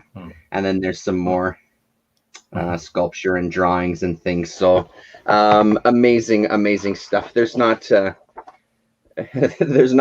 ton of things to say other than every single page is just absolutely just stunning. They talk about his work at Cracked magazine, which is part of what I remember. My brother was the Cracked magazine fan. I was the Mad magazine fan. And I do remember seeing Ugly Family, but that might have been after I'd already discovered 8 Ball, or maybe just before. So gorgeous stuff. See if we can find some highlights. They show some of his work from the New Yorker magazine as well. Let's see if we can pull some stuff out here. Going through the 8 Ball pages, the covers with his lettering, and his lettering, even seeing it on this level. I'd love to see the artist edition as well, but seeing it on this level, his lettering has always stood out. But even seeing it in this slightly oversized hardcover, really, really precise, beautiful stuff. I love that 8 Ball logo there, and then just the lettering for the word balloon, the different serifed and sans serifed stuff. And it's kind of mixed too, even in the word balloon itself, the way he kind of mixes up his lettering styles really works so well. Doesn't seem out of place. Yeah, so I mean, there's not too much to say other than it's stunning, and I'll be sitting with this a number of times. I can't imagine this is going to leave my space anytime soon. Even get some thumbnails laying out an issue. Wow, kind of tiny there. So sort of piggybacked on this, and I guess one of the things that took me by surprise was the end pages on the back cover. Seeing the color kind of zipatone, the screens or whatever that he uses in his work. I mean, I knew they existed, but you don't often see. When I think of Zipatone, I think of like the shading and the dots. I don't often think of color right away. I wish that's the one thing I wish that we would see a little more of, some of that process stuff in here, just to see kind of a page broken down, how he's applying the color, how he's applying all the effects and things. But even stuff like this, seeing his precise inking, and again, Charles Burns has been mentioned a couple of times in the stream today so far, but there's some similarities there as well too. Really just stunning. And I mean, the way it just looks so incredibly easy just makes it look like, yeah, it's just a couple of lines there. There you go, piece of cake. Obviously not the case whatsoever. So kind of on the back of that, I know that both Damien and Earl Grey said that they read it. I just finished this last night because this was another thing that I got from this trade. And another one that just took me by surprise with his writing starting off in... he just has this knack of creating these characters that right away are very, very comical. Let me find, this stuff with the priest. They go to his friend's funeral and 3 people show up, and just some of the dialogue from the priest. Although as a child, Whitey showed great promise, this low turnout certainly doesn't speak well for his accomplishments on the material plane. Stuff like that is just fantastically hilarious as I'm reading through it. Another one that took me by surprise, kind of like Wilson did though, kind of has this almost comical tone to it, and then sort of takes this dark-ish turn and a very serious turn, even though there's still comedic moments throughout the whole thing, especially with David Boring and his fetish for women's asses. So much so that he's able to see a woman's face and be able to describe exactly what kind of ass she has, which I thought was completely ridiculous. Really, really just so stupidly funny. But some of the stuff that happens in here, and he's kind of thinking about his father who's since passed, who did some comics. He's found a single issue of a character, what was it, Yellow Streak, I think it was. So he's kind of going through panels. I love the way they blow up some of this stuff here too. Gorgeous stuff. Just finding some panels from this one annual, I guess, of this character that his dad did as a kind of sort of a running theme throughout the whole book as well. Look at that. It's beautiful, beautiful page. Really unreal. Like, why do you need, you just don't need color with stuff like that. It's just phenomenal work. So this was a really, really great read. And like I said, there's nobody that can make you feel kind of uncomfortable and make you laugh and make you feel just sorry for some of these human beings and still really, really interested, because it was a book I just couldn't put down. I finished it in kind of one sitting. With a minor break to have a snack, but this didn't leave my side, and again just puts me in the mind to find everything else from him that I haven't read for some reason that I've passed up over the years that I just need to get my hands on. So yeah, really, really great book. I'm glad now I'm dying to reread it. It's been a long time. It has. Hey, yeah, it made a big impression on me on the time, and I think there were points in my life where I was a bit like that guy, not with the remembering the butts, but yeah. See, and that's the part that I was like that as well, and it was the butts. But it's just really funny. He's just a superpower. He's a hell of a writer, man. Sorry, go ahead, Earl. It's just a superpower. That's right. Yeah, exactly right. Is his superpower? Yeah. Buttsman. Buttman, yeah. Terry Moore didn't show a single butt in this book. Well, Sorry about that. Right. Well, you get plenty of ass in that one. He's more about the belts over the breasts. Yeah, he likes kinky one. He needs to dress up the body instead of. Anyway. But dress it down. Yeah. Yeah, I love how Klaus can do characters who are both unlikable but relatable at the same time. Right. Well, and that gets inside my head because you feel that way about yourself sometimes.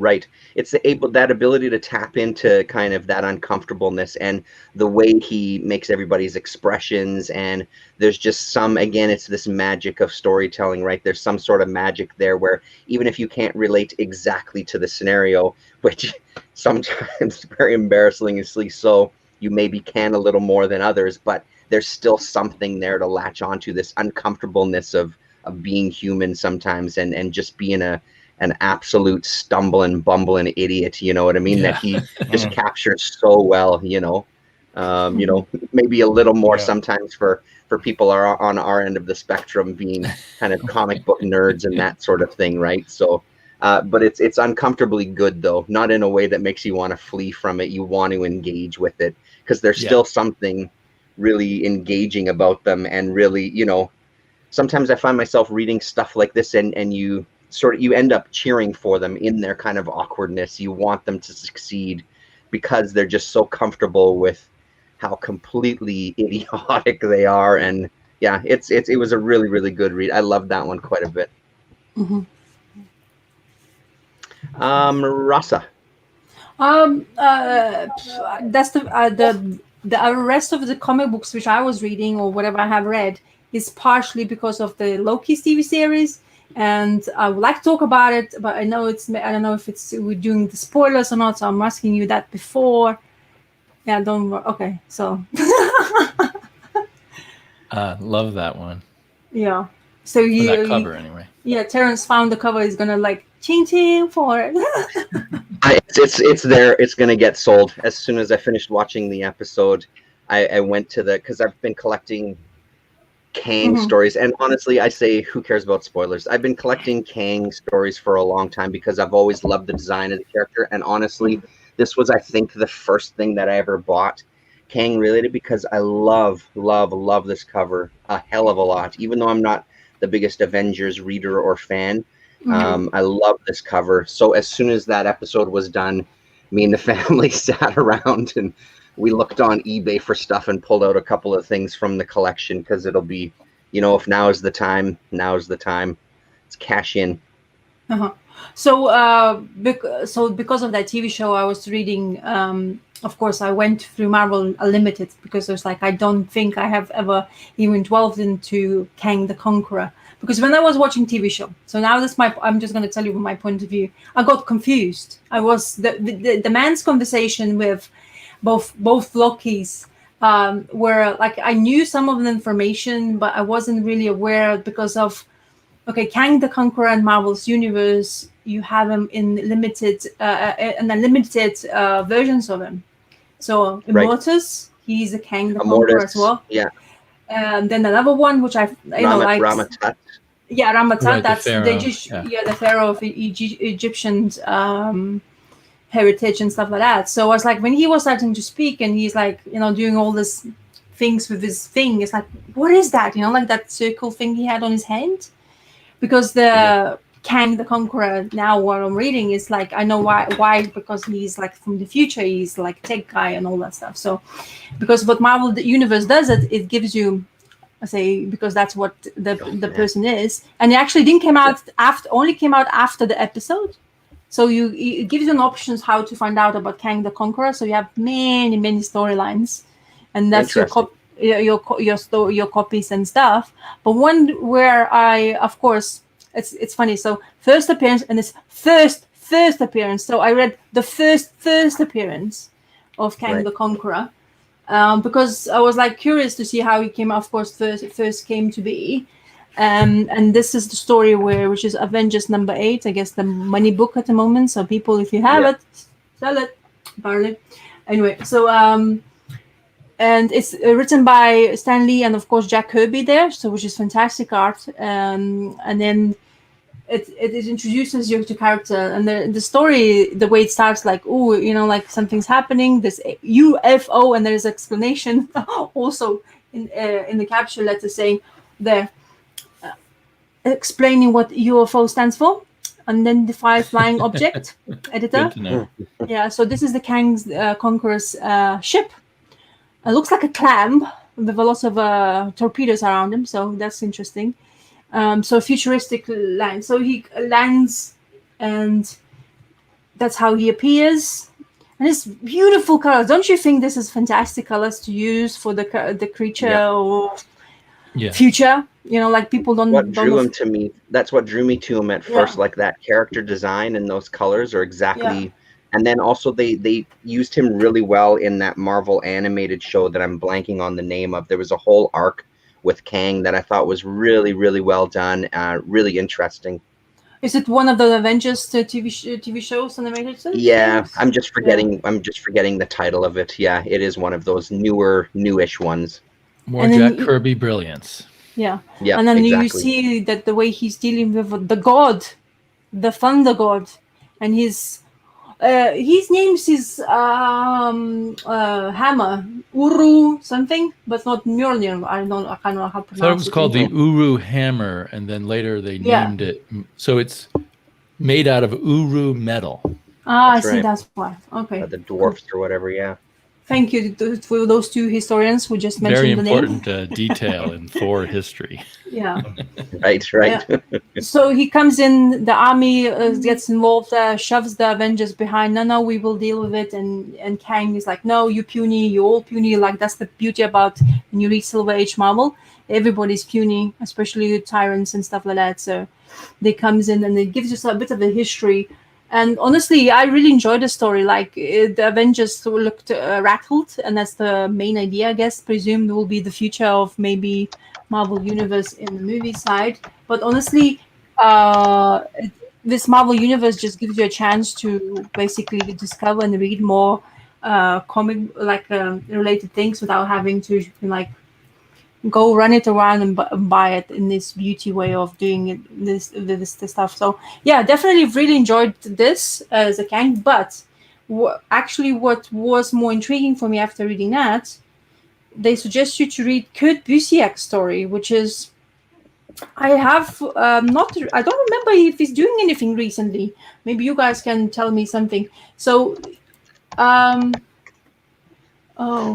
of course, when I'm doing this digitally, I always struggle somehow.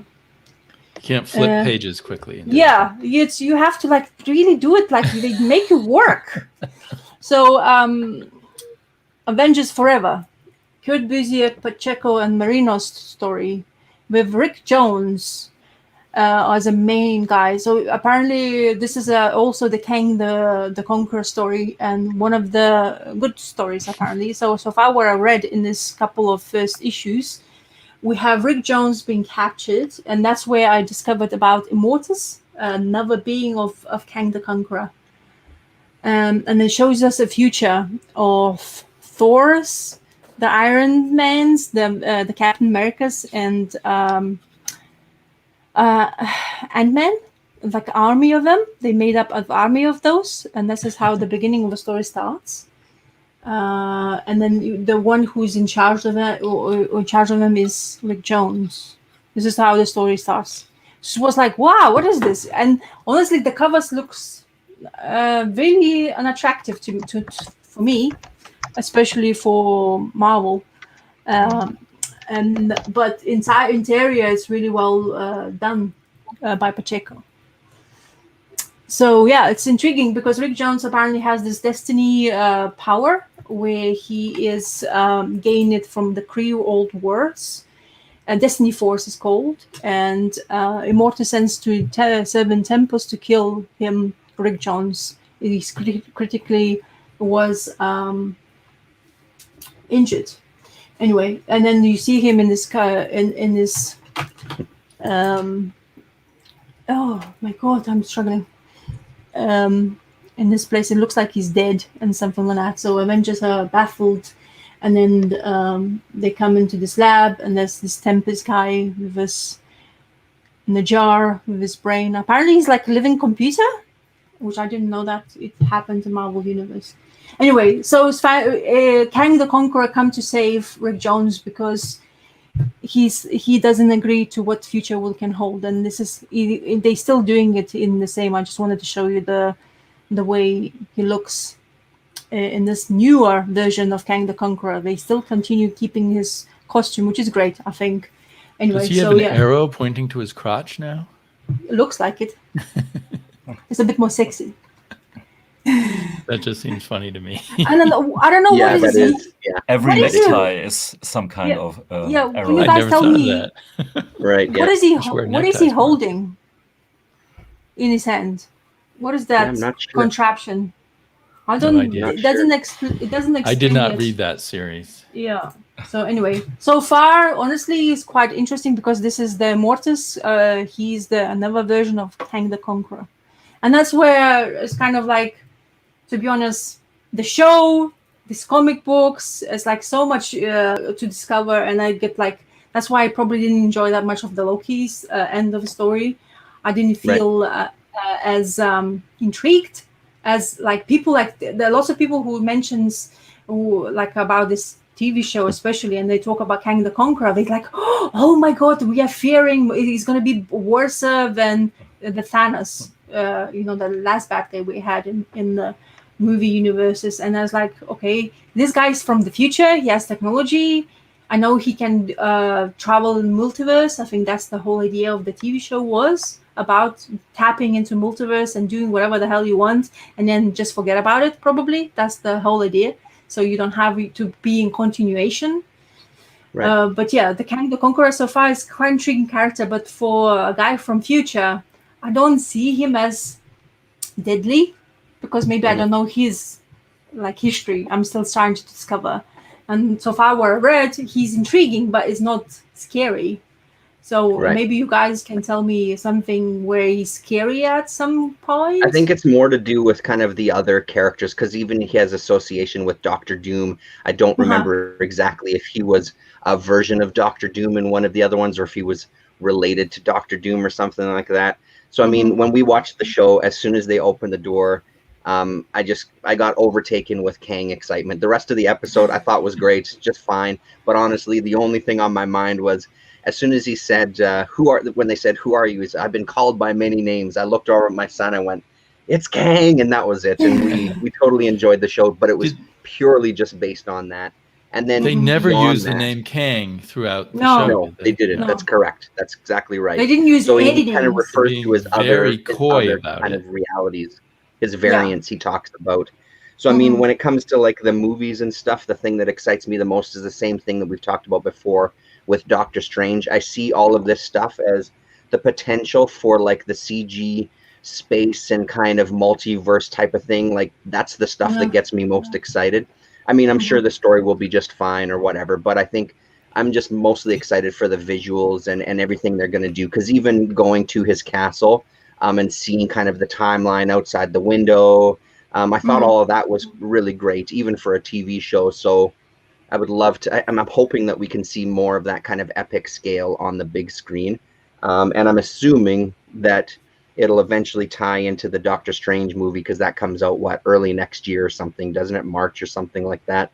So I'm hoping that there's kind of room there, because he talks about the multiverse. So it seemed to be one of those classic Marvel things, comics or movies and TV, where it was a good episode to tie into, to keep you coming back for the next whatever it's going to be. Because otherwise, like we talked about before, the show did really nothing for me. I didn't think it was very good. And like I said, the only draw for me for that last episode was Kang. I thought that was the most exciting thing. And there was a lot of dolly shots back and forth too, which was interesting because there hasn't been many shots like that in the show previously. So it was all this camera moving in and out and very odd. Anyway, yeah. Was that to make up for all the dialogue that wasn't saying anything? Exactly. That's exactly Let's move right. the camera around because there's not really much information being imparted. 100% right. And that's they try to use that oftentimes when I notice it in movies. That's exactly what it's used for. Here's this very dramatic thing that we want you to focus in on and pay attention to, but really it's just an awful lot of dialogue that we didn't feel like editing. It's supposed to try to give it some more impact. It doesn't work very often, for me anyway. It doesn't work that often. Did not work for me. Yeah, no, me neither. Yeah. Don't we were listening to about half of what he was saying though, so yeah. Don't you feel it's a bit safe the way Marvel Universe or like Kevin Feige is dealing with the next chapter? Because multiverse is, of course, you have the name already. It was revealed like a puzzle kind of thing, and then you get this Loki series, which is more referring like, yeah, we're going there, we're gonna go there, take it or leave it or something like that. But then it seems to be like castle. That was the very confusing part, because Kang the Conqueror is the one who is from the future. Does he like the castles because of what? Just because he feels inferior to everybody else, so he needs to show that by having a big building and telling, "Look at me, I have something." Because I know he's a conqueror. I think you might be reading a little too much in it. I think it just looks visually cool, right? It's like it's just this idea of a castle in space that, you know. Yeah. Because I mean, at the end of the day, I think the thing that we've talked about before is at the end of the day, they're a company and they're looking to make some money. So they're really going to drive that home, like, hey, multiverse, and really try to milk that excitement out of people. So each little piece will just build up to the same note until all of a sudden it, you know, it explodes on the big screen. I imagine, you know, we'll see. I thought Kang was living in Oz, and that's what the castle was. It's like going to Oz, and then there's the guy behind the special effects. Yeah.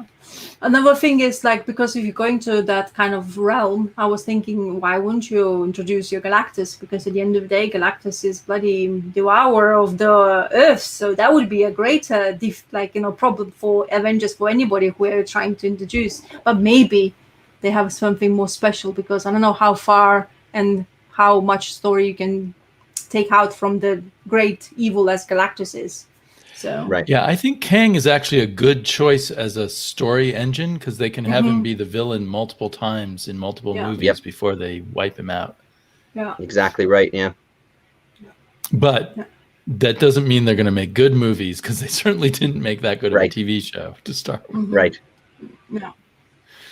I mean, I'll still watch Loki season 2, I guess, because I kind of like the characters, the actors really playing the characters enough. It was not the greatest show, but it was kind of fun just because I liked most of the actors. Yeah.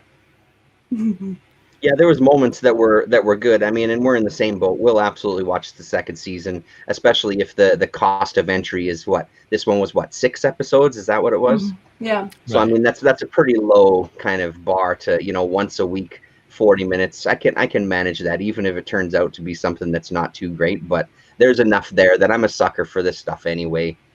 So we always watch them as a family. We always get a kick out of them in some regard, right? Even the ones that I might not like, the kids kind of get a little more excited, so you feed off of that a little bit. So right. And the ideas are all new to your kids, or most of them are. Totally, yeah. No, I think it's entertaining for me as well. I enjoy what it is. I'm just sometimes, you know, like curious to see how they want to take and how they introduce that. That's what interesting me, you know, like intrigues me more, because as a big company as a Disney is, they can do whatever the hell they feel like doing it, especially with that kind of beast or the things what they have achieved so far. So I kind of, because they set the bar to do the way they were dealing with those, I kind of like hoping they will continue having that high bar to what extent of entertainment bar can be, you know? So anyway. Yeah. Cool. Earl Grey was next, right? Yeah, because the screens have shifted. Yes. Save us from Marvel Disney. Yeah. Back to Basil Wolverton. I mean, I've shown this book before, but I want to talk and maybe do a little quiz with you, because he did this stuff here in the introduction, an essay about acoustics in the comics and about certain sound words. Yes. And he is very specific here, and I wanted to do a video about the sound words. These onomatopoeias. Yeah, exactly. And I want to do a video about this really forever, but now this is really, I think, that gives me enough leverage to really do so, because he makes these. How does the sound here? And he gives some other examples in this text here. How does it sound when a pin-headed person pulling paint out of pop bottle? Foink. And man falling into garbage can full of spoiled caviar. Do you know? Kroff. Or a rat trap springing on person's big toe. Speck. And so on and so on. And my before I do this quiz here with you, I want to ask you if what's maybe the cartoonist that comes to your mind first when you think of good sound words, almost maybe poetic sound words. Do you have? Would you have? Well, there's one I read today that I was going to talk about next. Oh, then I'm curious about that. Have you read any Troy Nixie? Oh yeah. That's what I'm going to talk about next. I have really cool sound effects. Yeah, I would say I had two picks first. One, of course, is the translator of the Karl Barks comics, Miss Erika Fuchs. That's a specialty here for Germany, but she translated the Karl Barks comics, and whenever something fell onto the ground, she took the German verb, and made a sound word out of it. Interesting. Let's say I throw a book to the wall, and the German word for this is werfen, and then it's werf. Well, this is a bad example. She has a really nice wordplay in her translations, and a lot I of don't recall the sound effects in Karl Barks that I was reading recently. No, we pretty. There's a strong German fan community about the Karl Barks comics because of her translations. Right. And that's maybe the reason why Karl Barks drawings are exceptionally good, of course. But the German translations are really on top of it, because they play with the German language and in ways that nobody thought possible before. And so they really have a certain quality to them. Miss Fuchs was a Germanist. She studied the German language, and it was pretty important, I guess, after World War II. After so many words, you couldn't speak them anymore without having a bad feeling in your mouth, because almost a lot of the language and the words were rotten and misused, abused by the Nazis. And so she invented a lot of stuff new, and this is really important. And we have a museum for a translator of comic books here in Germany, in South Germany. It's the Erika Fuchs House. Very recommended too. So she was kind of a genius of translators. That's unusual. So, and she has a big fan base, the so-called Donaldist over here. Totally goofy guys who celebrate. They know all the Karl Barks comics by heart, and even one of them did a map of Duckburg and the surroundings. We have it here as a poster, and my younger son has some kind of poster as well on his wall. And is there a town that tried to make itself over as a Karl Barks town? I feel like someone showed me something about that once in Germany. I thought it was in Germany. Yeah, what they did was really to pick up all the places in the comics and try to make a reasonable reason out of that, where all the money of Scrooge McDuck is, and so you can see all the source material. They're very scientific in their approach. It's a German thing, so it's really have to be precise and correct. But Duckburg was not consistent in reality, right? Karl Barks just changed it whenever he wanted to. Don't say that. And Duckburg, they really moved. They have moved often. Donald and Tick, Trick, and Track. Huey, Louie, and Dewey. Yeah. In German, it's Tick, Trick, and Track. They moved very often, so it all makes sense. But I digress. So this talking about the sound words of Erika Fuchs really is something I really had to do, and since I started the channel. The other guy who does sound words in Daniel Vaughan Johnson, just one of the artists who does huge these sound words, and he uses them as a graphic element in a way. So, but Basil Wolverton, I mean, I thought of dismissed his wordplay in lots of places, like not funny anymore, not having aged well, but his sound words did, I guess. So, and he asked us how about these snick, kank, fiemp, spurp, ick, and so on. And like schwab, schwasp. Swap. Yeah, should I look it up? Swap is an obese dame's girdle splitting out. Wow. No. And, you don't hear the sound of girdles much anymore. I don't know what they sound like. Or kank is a crazed horsefly crashing into dome of empty-headed man. That may have happened to me. Yeah, or I love this as well here. Even a skin pore makes sound when it snaps shut on contact with cold air. My ears catch every decibel. That's here even drawn. And the sound is koip. Wow. So, and I like how the guy is cross-eyed looking at his own pore. Yeah, that's great. Yeah, and so on. It's really, yeah, I mean, you can discuss it if you really need this book here, but this essay in the beginning is really worth the price alone of that book. And yeah, I surely will do something about sound words. Yeah, that looks great. So, well, that was my contribution. I haven't heard of Zaum poetry. Is anyone else? No. Zaum? No, not Zaum, but I was thinking like Dadaist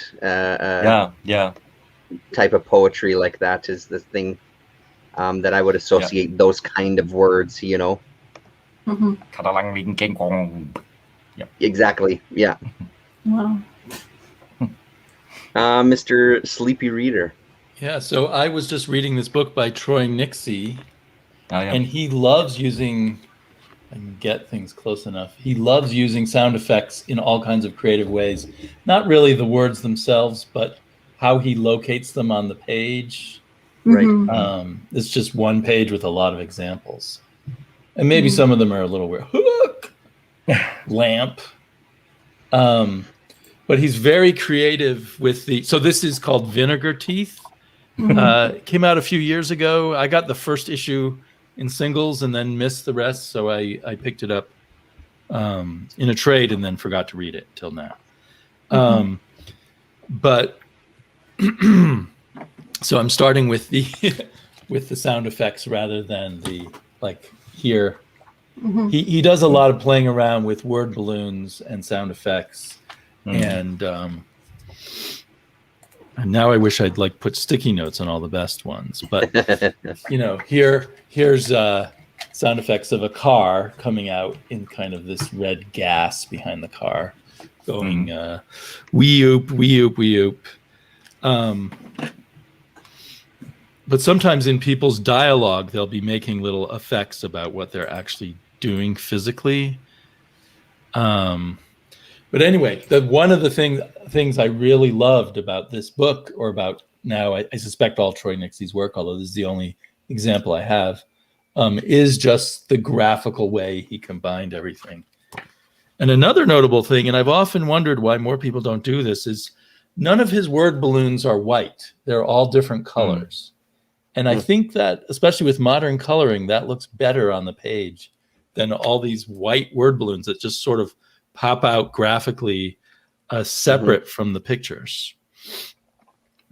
But so this is a wacky story taking place in a place called Brick City, which is some weird mix of Gotham City and some imaginary 1940s. Everyone wears hats, some of them gigantic hats like this. And this blob-like creature just appears and swallows a criminal. So everyone lauds him as a hero, and they immediately make him a police officer and force this other detective to take him on as his partner. And so plot-wise, we have a buddy cop thing where the gooey, gross monster constantly gets credit for whatever it accidentally does, and everyone blames all the bad things on this human police officer. And so at first they hate each other, or at first, no, the monster doesn't hate anyone. It's kind of like an innocent who likes everybody. But at first the detective hates him, but eventually they become, learn to work together and become kind of friends. But that's not really what it's all about. It's just all about this craziness. And I think it's hurt by this style of coloring. Because I don't know what you can see on a computer screen, but a lot of the art is a little too obscured. Yeah. And you look here where they just on the end page did a monotone thing, and the art is much better. Mm-hmm. And I guess there's a 4-page comic that he did before he did this about these characters. And so I would love to see this comic. It kind of took an effort to see the art through the coloring, and it had 2 colorists, and the colorists on the second 2 issues made things a little more clear. But this is just wacky black and white art that should just have minimal coloring, in my opinion. Mm-hmm. Although I did like the way they colored, all the dialogue and everything. But it's just a joke really a minute. Blended in with the page, though. Hey, the colored dialogue balloons, which then kind of adds to that confusion on the page. Perhaps it adds to the confusion, but also since here's another good example of where the dialogue is just a graphical part of the page and of the art. Mm-hmm. So I think if they colored it more simply, but continued to color the balloons and the special effects, I think it would have worked a lot better. I still enjoyed it a lot. It's a real wacky style. I mean, it's not exactly like the guy who did, what was it called? Crimson Flower. Mm-hmm. But it reminds me of that just kind of guy who's got his own style and he's just going to do what he does. Right. And reality be damned. And eventually it turns out that, I'm going to spoil it here because I imagine few people are going to read this anyway. Eventually it turns out that this alien creature, which they called Vinegar Teeth for some reason, because his breath is like vinegar, is the son of a Cthulhu-like creature who, towards the end of the book, is reaching his hand, which has tentacles at the end of the fingers and mouths and stuff, reaching his hand through a rent in reality. And then there's an argument between father and son. I don't know. So I recommend this despite the frustration with the coloring. And it is not about the plot, really. It's just about the journey, all the crazy wackiness. And it probably would have been better to read in single issue because there's just so many jokes per page that it would have been better to pace myself, read 1 issue a month. But I still enjoyed it.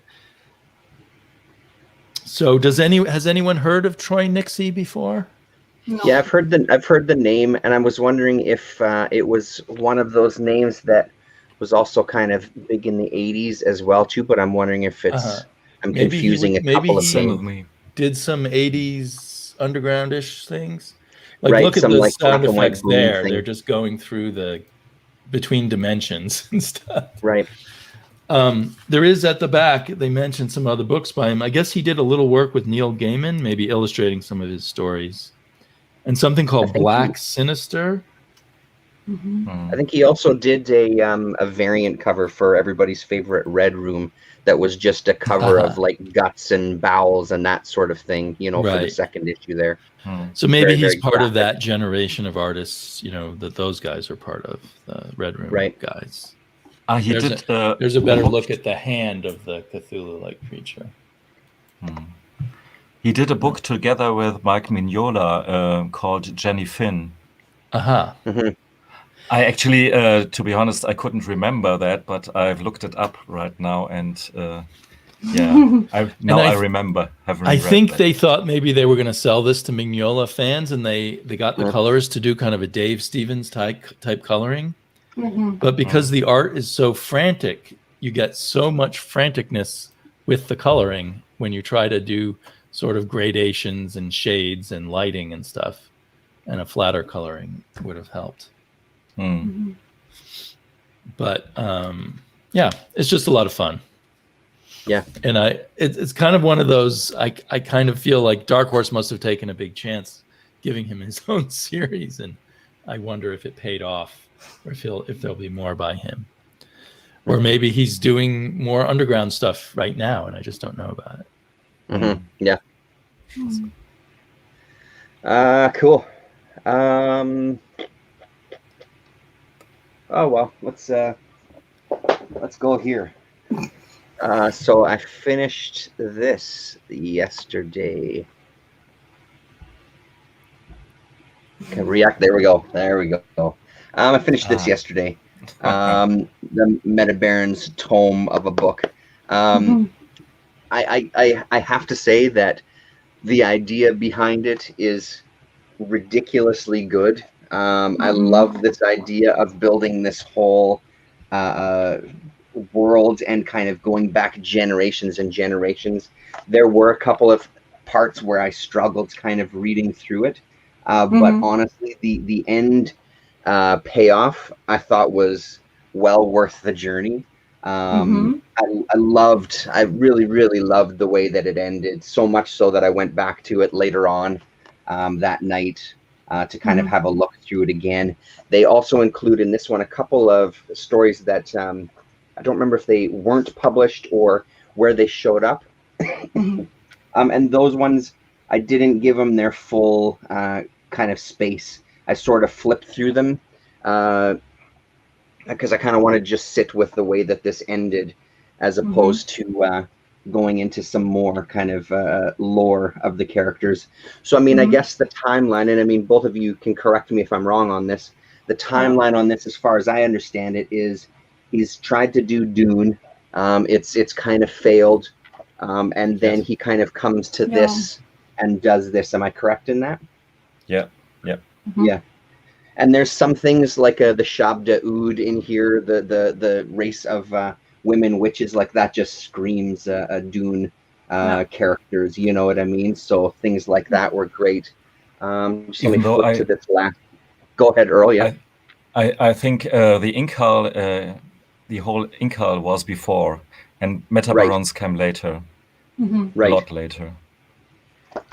This once I saw this, unbelievable. And this whole chapter, like, this is the part where it really started picking up steam. And just for everybody in the chat, Gimenez, Jodorowsky as well. Yeah. This whole idea. Here we go. Here's the pages as well. Love it. Just absolutely stunning. I mean, and of course the artwork throughout the whole thing is just unreal. But this end and kind of, you know, the journey of all these characters, and Steelhead being a hell of a character, you know, right from his inception. The idea of the Meta Barons, about what they had to go through, going through all these trials of pain and things like that. Again, a lot of it's similar to kind of the Dune as well, too, when he's training and having to put his hand in the box, that sort of thing, to withstand this pain. But then, of course, having the ability with this to take it so much further. The kind of blending of humans and robots. Really, really, it's really something, man. Like, I just, like I said, that idea of we're going to have this character in a story and let's just go back generations to see how we get to our most current. I think No Name is the newest, the last, supposedly. I haven't read the last couple of stories in here, but I'm guessing that it's the last generation of the Meta Baron, at least in my knowledge so far. So leading up to that, And I like we've talked about it before, the robot kind of narrators. They are a nice kind of break in the stories, because again, some of the times where I started feeling overwhelmed by the story and really like having a little bit of a struggle, it's the end of the chapter, or they break in and have their little argument, their comedic argument with each other, calling each other names, or the one guy getting called names the whole time and always saying, if I had if I had such and such organs, I'd pee myself, and et cetera, et cetera. So it was a nice break, because there was some stuff that was challenging. But honestly, the visual element throughout this, man, unbelievable. I feel like I keep showing the same I've heard some people recently, I forget who, maybe it was on the Cavern of Chaos show, complaining about translations of Humanoids books. Oh, is that true? Really? Have you had any problems with them? I mean, I haven't because I haven't read a lot of them. But I didn't read that many. I mean, the ones that I've read, they read well to me, but I don't know anything different, right? So, sorry, Earl, go ahead. I just read the German version, so I can't say anything. Yeah. And the German version is very fine. Yeah. I was just curious if anything knocked you out of it, because it seemed badly translated. No, I think it was just the stuff that almost knocked me out was just the density and the things that the information was trying to get across. Like there's just so much density, and trying to remember the relation of who's to where, and you know what I mean? And then bringing in these other races and things, like it just became so dense at times, where it was this idea of, we're going to tell you the history of a race, and we're just going to pile it into a book, and you just have to keep up. So yeah, I mean, it's one of those things. Sorry, I'm just getting a message through here.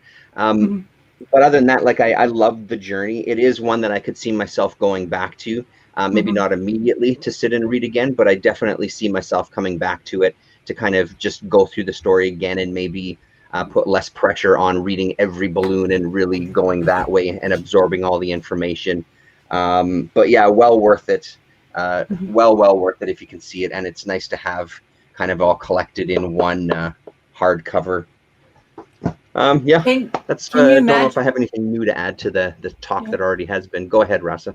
Can you imagine the same storyline with different artists now?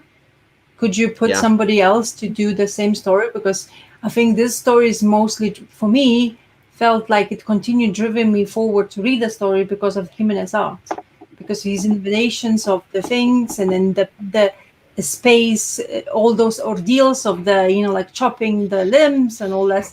And then Jodorowsky's like, it just shoved towards you so many like topics, and from one family going through the life kind of thing, or in the existence of them. And I think without Jimenez, I think the story would be definitely lost at, because of explanation on and the vastness that Jodorowsky wanted to have in the storyline. Right. So I was like, every single time I watch it, it's like, it just makes it more just to, like good flip through kind of comic book as well after you reading it, because just to absorb all the information the artists are trying to show us in that book. And then the sexuality part of the storyline as well, it was really interesting and intriguing. It was interesting, yeah. There is actually a Metabaron after Jimenez. Yeah. Is it? Oh, interesting. Yeah, and it's not as good as Jimenez. And actually, I would say I've read it, and I liked it, and so on, and I'm glad that I have it, because the art is stuff like this. So digitally painted. Yeah, it has these, especially the faces here. Looks a bit like photographs and traced over it with Photoshop and effects and stuff like that. But so it's good art, but nothing to compare to Jimenez art. This artist, I don't know his name. I don't know. You didn't tell us what name. Valentin Sechet.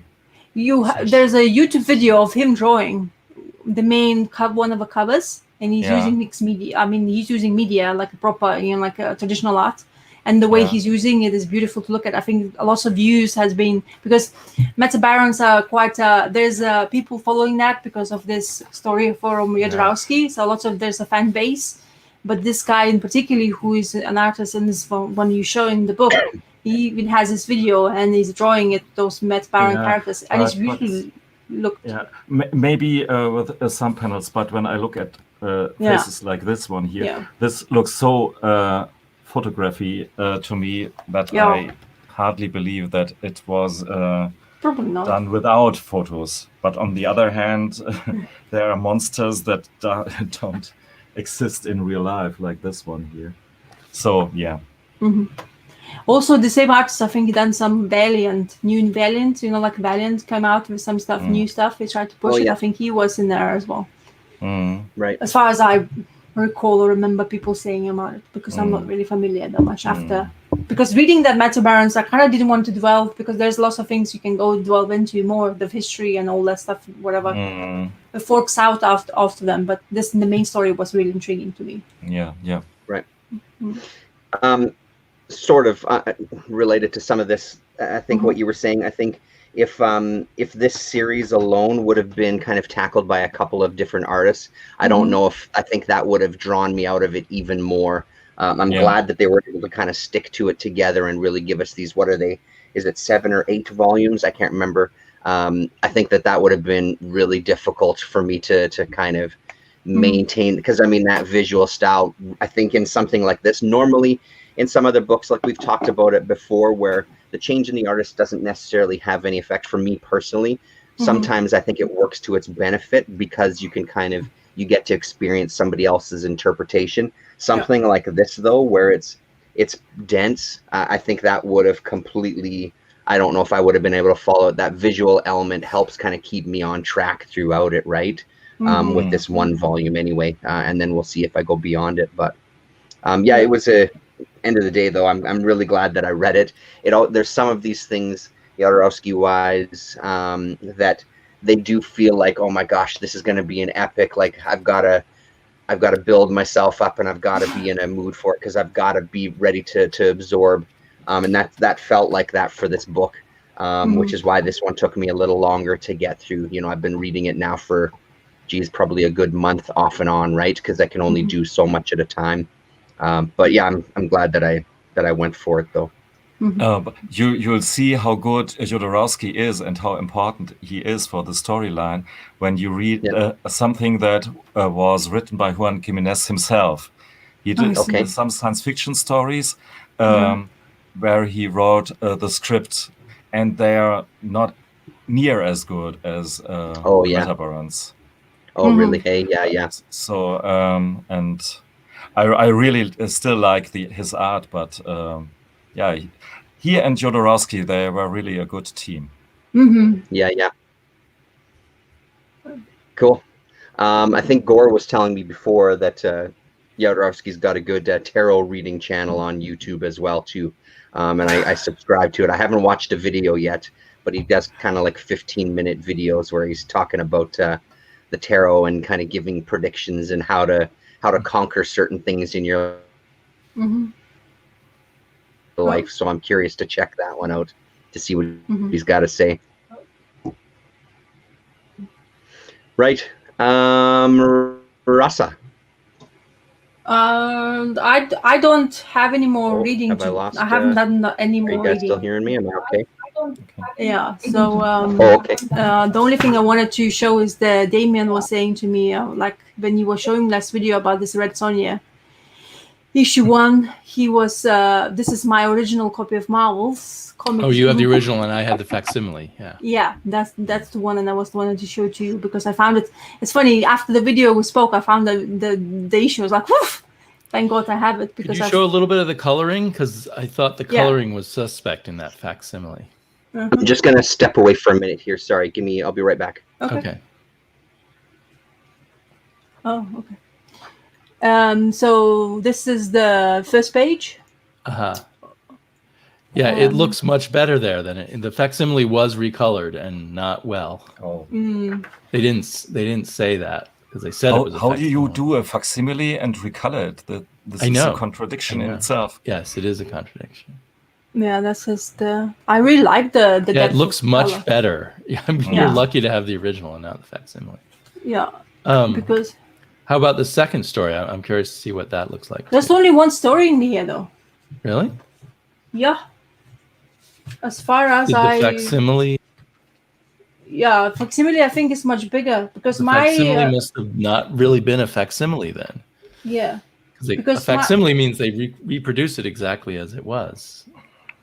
Mine had 31 pages in the story. And it's all that one story? As far, it looks like. Well, I'll show you to one was almost the end of the story. It is still the same characters. The unicorn and all that on her. Wow. So they may have edited down the unicorn story and then added another story. That's weird.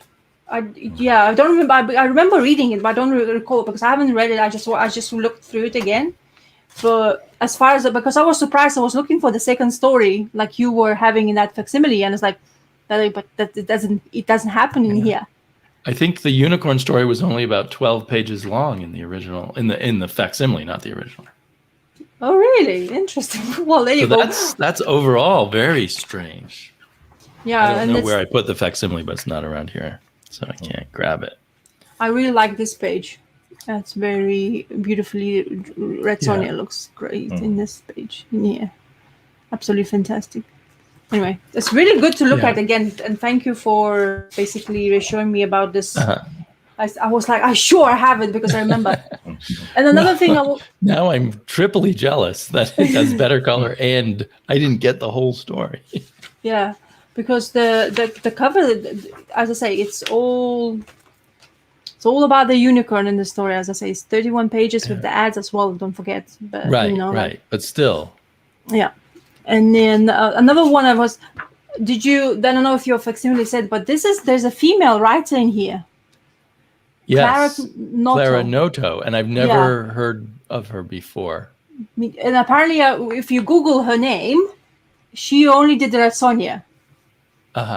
So I'm guessing maybe I'm just guessing here. Maybe she was the writer of these actual stories, and Roy Thomas just put there because of time and era. Because he's the big shot. Yeah, and then they wanted to make sure that they get interested in the character because of the Conan and stuff like that, and they put Roy Thomas' name on it. But as I say, beautifully. Or maybe she came up with the plot, and then he put in the wordy Roy Thomas dialogue or something. Yeah, like this page is. It's like, come on, there's so much to read to do. But Roy Thomas is even longer winded than Stan Lee, I think. Yeah, but as I say, it's really nice to look at again in Red Sonja. But then I'm glad I'm having the original one because I definitely wasn't really keen on that coloring you were showing on your new facsimiles. Well, plus it had to have been edited down. It's just that kind of boggles my mind. Yeah. So the way it ends, the last page, I'll show it to you, the last page of this. This is how it ends. You have the demon of the maze next issue, and that's her, and then that unicorn. She lets him go, I guess. This is the main story part. She rescues him. The unicorn. So, yeah, this is the end of it anyway.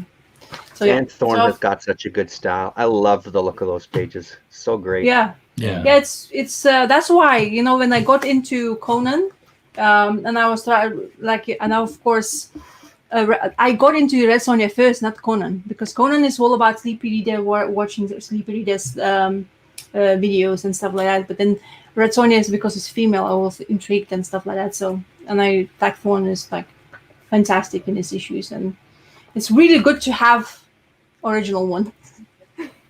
Yes, for sure. Really good. Yeah.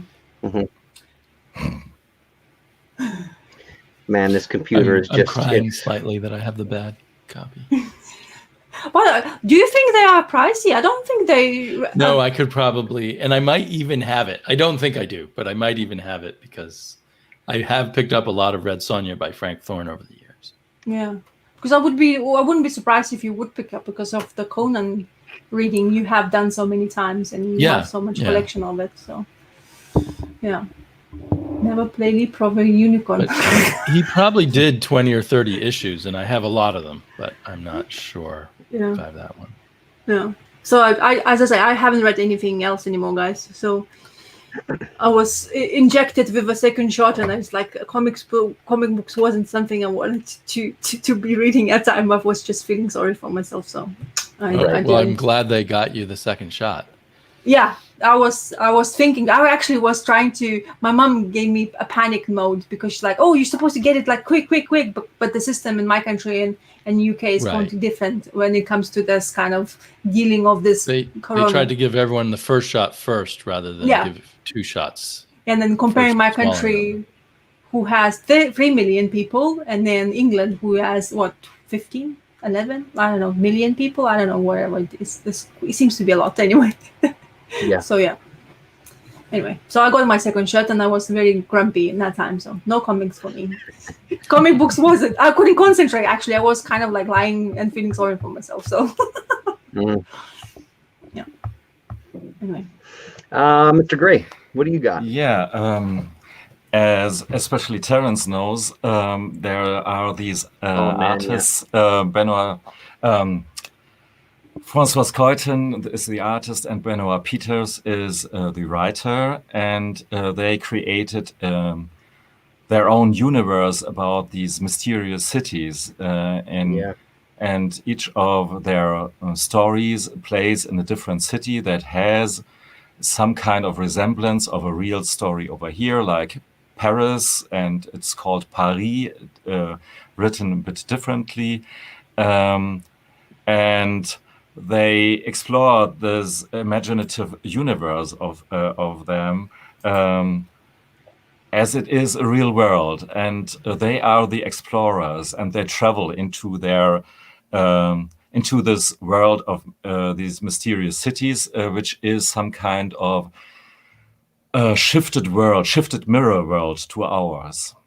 And this book here is maybe you can guess it, a travel guide to these mysterious cities. Hence this format, like some travel guides are formatted. And man, this came out in the 90s, and I've looked for it really forever because you can't get these for same prices usually, but I got this for a good price. And it's in these instances, I don't want to torture nobody because this book is not available in English, I guess. But I just want to show it because it's such an exceptional example of world building. Right. Maybe the best example of world building that I could think of. They thought about the history and about the globes and how this world can be constructed. There is even my favorite part, a map of these mysterious cities. Oh man, where you all everything. Maybe I should scan it and send it to you, Terence. So. Oh, I'd love to see if you're willing to do that. I'd love to see it. This page here, in particular, I guess. It's really interesting because you find all these stories, and of course there are lots of things that still don't make really sense, but they assess this and they talk about this here. There are these mysteries and how the climate behaves in some of these cities, or the architecture especially. They have pages about the nature and humans. Nature and the people, like you find in a travel guide. And there's unbelievable about the population, and it goes on, and the society and history, exactly. And this is a nice part as well.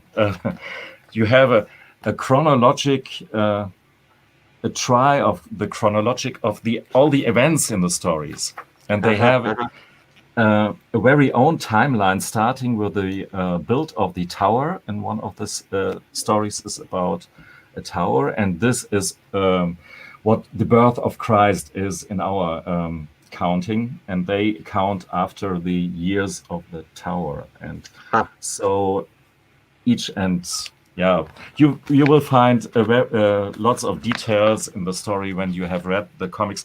This is not the stuff that you will read when you never have read a comic by Francois Coyton.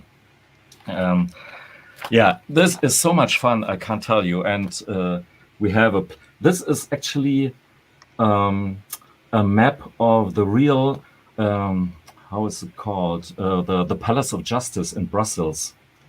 Okay. Which is the model for the big building in Brussels in the comic from Scotten and Peters. Mm-hmm. So there are lots. It shifts really into our world, and some stuff is here we have some views of that palace, and this is there's the architect for this building in Brussels is.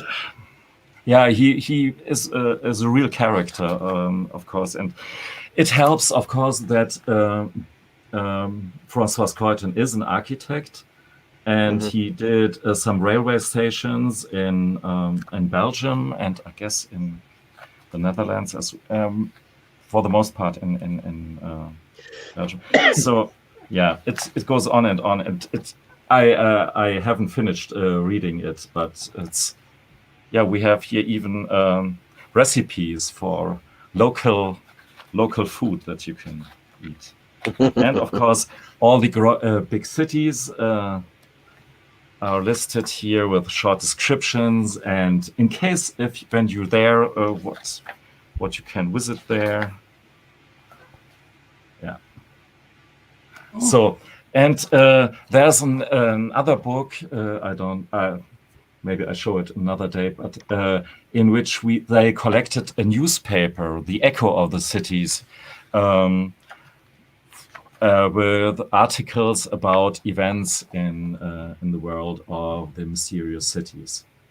Mm-hmm. So, yeah. Beautiful. That's amazing. Yeah, this is really something, I guess. It's like one of the things that always stands out, like a guy like Wes Anderson when he'll do his movies, and he'll have kind of these scenes that last for 5 seconds on screen, and the entire screen is filled with details. That kind of thing of like the amount of thought that's going into a character and his world that you're seeing for a few seconds. That's not really an integral part of the story. That level of thought into your world building is so impressive to me, and it looks like it's the same level there with like you're showing even culinary, you know what I mean? That's unbelievable. Really, really beautiful. Yeah. Mm-hmm. Yeah, this is great stuff. And I can pretend that I'm reading not a comic book for change. Right. That's Will your wife be less embarrassed? No, my wife she's not embarrassed. But it's she likes more Calvin and Hobbes and this kind of stuff, and so very cool. Did that sorry, maybe you said at the beginning and I missed it, did that just come out? How old is that? This is from 1997. Oh, okay. Way long. Okay, long time. 1996. Yeah. Oh boy, 96. Okay. And there has to be a French version, of course, but English, I'm pretty sure that there's no English version. They you know this better than me. They just have to manage to republish some of the most important comics in English, I guess. Right. Well, I mean, and even the stuff that you can get from that duo, Scoyton and Peters, they don't have everything in English, right? There's stuff that's still coming out, So I imagine it would be a long time till we see something like that, even if we do, because I don't know how well that stuff sells in general here. Because I saw another one yesterday, and I'm completely drawing a blank on the title. It was actually one that I hadn't read, though, but part of that whole world. It won't come to me anyway. So they're still even coming out here, right? So So the book you were mentioning before this, the book you were showing. So is the main book called The Tower? or is just one of the stories of they making? Actually, I wouldn't put one book above the rest, but the Tower is. So it's one of them. Yeah, it's one of them, and you can read it completely on its own.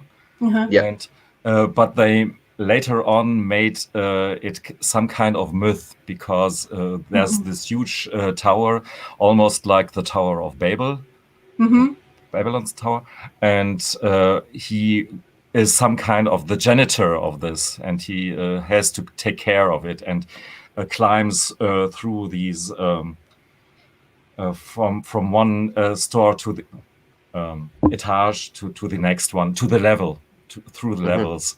So and this is told in a very nice way, I think, but it's not essential to get a really. You can start everywhere with these mysterious cities, which is pretty much what I've done. I don't know. The stuff that I've read, I don't know where it falls in, and I haven't noticed any. I haven't noticed it spoiled anything whatsoever. It's just absorbing the stories, because I have no idea the chronology of anything, right? So I just read what I can get my hands on. So yeah. Yeah, I just looked it up, and it says that the Obscure Cities, the Tower, is coming out in December, and in English version as a paperback. So I wanted to make sure I'm getting the Tower, because Yeah, that's just one story that. Okay. Yeah. But they say it's coming in December. Apparently this year they're gonna publish it. So that's great. In English, which is kind of essential for those who doesn't read any more than that. Right. Yeah. Cool. Damien, what do you got? I'm not sure what to cover, because we're probably heading into the end game. Gore Vidal asked if we talked about this yet, but I assume that some of you guys will be getting this in a while. Yeah, I'm going to get the final issue of Haha. Yeah, I'm going to get it in 2 weeks. I don't think I'll discuss it here, but just to let Gore know, I will discuss it on my own regular video, and maybe we'll discuss it here some other week. So I guess I want to show you guys, since we were talking about Conan type stuff, Monsters on the Prowl number 16 from nice. 1972 is a King Kull story. Kull being one of the other famous characters by the creator of Conan, Robert E. Howard. And I did not realize, so there's a whole bunch of, there was a series called Kang the Conqueror, and later they changed it to Kang the Destroyer. But the first 2 issues were published in 71, and then there was a gap, and it took them a whole year to publish issue 3. And just before issue 3, they published this 10-page story in Monsters on the Prowl, which I love that title, Monsters on the Prowl. It doesn't really mean anything. But so the sweet spot for the King Kull stories is when Marie Severin and her brother John Severin did the art together. Oh, nice. And I just love that art. So to find one more 10-page story with them doing the art was just kind of a thrill for me. And it's written by Roy Thomas, and it's very heavy in text. And a lot of the text is kind of funny. I see 3 hooded figures emerge from yon temple. No doubt the very priests who dared covet the topaz throne. So, anyway, I think in a way they're carrying on that Hal Foster tradition. The way that's drawn, and with the very fine ink work and everything, especially for a Marvel comic, of the day that was done very hasty. But there was a plot line where Kull discovers that a lot of the people in his kingdom are actually these serpent people who disguise themselves as humans. Let's see if there's a serpent person. There. So this is kind of a coda to the first 2 issues where they discover the serpent people, and now they're on a journey to find the serpent people's temple hidden in some wilderness to destroy it. And so they find the last remaining serpent priests, and they fight them. And then Kull goes deep into their temple. He's the only one who can go in because he's carrying a magical jewel. And inside he finds this fellow named Thulsa Doom, who says, "I'm like you. I've come to get revenge against these serpent priests." And it's a bridge to the Thulsa Doom stories that are coming up in the next issues of the regular Kull series, where Thulsa Doom is this dangerous or evil wizard who they later transferred into the Conan movies with Arnold Schwarzenegger. So anyway, it was very delightful for me. You know, nothing really special, but kind of for me as a fan of this kind of stuff, cool to find this kind of bridge story. So it's kind of the first appearance of Thulsa Doom in Marvel Comics, I guess. And then afterwards is this fantastically drawn Steve Ditko comic, which is a reprint. I'm starting to think maybe Ditko did his best work pre-Spider-Man. I really like the way the art looks. And then a reprint of a Jack Kirby one. And so anyway, kind of a cool find. I don't know why they did this, why they just put one short story in here. Maybe it was left over from a issue that never got printed of Kull. Mm-hmm. Oh, someone's asking, did Robert E. Howard create Ron Howard? He would have created Ron Howard to be smote by one of his barbarians. Yeah. Talking about Mary Severin, and I just liked. I was trying to ink her art. Oh, interesting. So look, you can see one of the Kang the Conqueror's pages, I think. So where did you find the original to ink it? To be honest, it's when you go Google and you start discovering things, you can find some stuff, especially in that. So I basically diffuse the pencils and then just make sure that, you know, like I can go over with the ink, because I really like those skulls, and then all the anyway, just the scene itself. If you know one of the pages, it's beautiful to look at. So I was inking it, so I never finished it. I don't know why. I guess I was like didn't want to invest too much time on it, but I should finish it because it's a beautiful page to look at anyway, because Mary Severin's beautiful art, as always. I always looked up to, even though she wasn't so much mentioned, of course, in Marvel too much, because, you know, in that time. She did much more behind the scenes work. So the work of her actually doing a comic is fairly rare. And she was very versatile, though. She could do just about anything. But mostly she was their cover designer. She would send a sketch to Gil Kane or whoever, Herb Trimp, and then they would do the finished drawing based on her quick sketch. Yeah.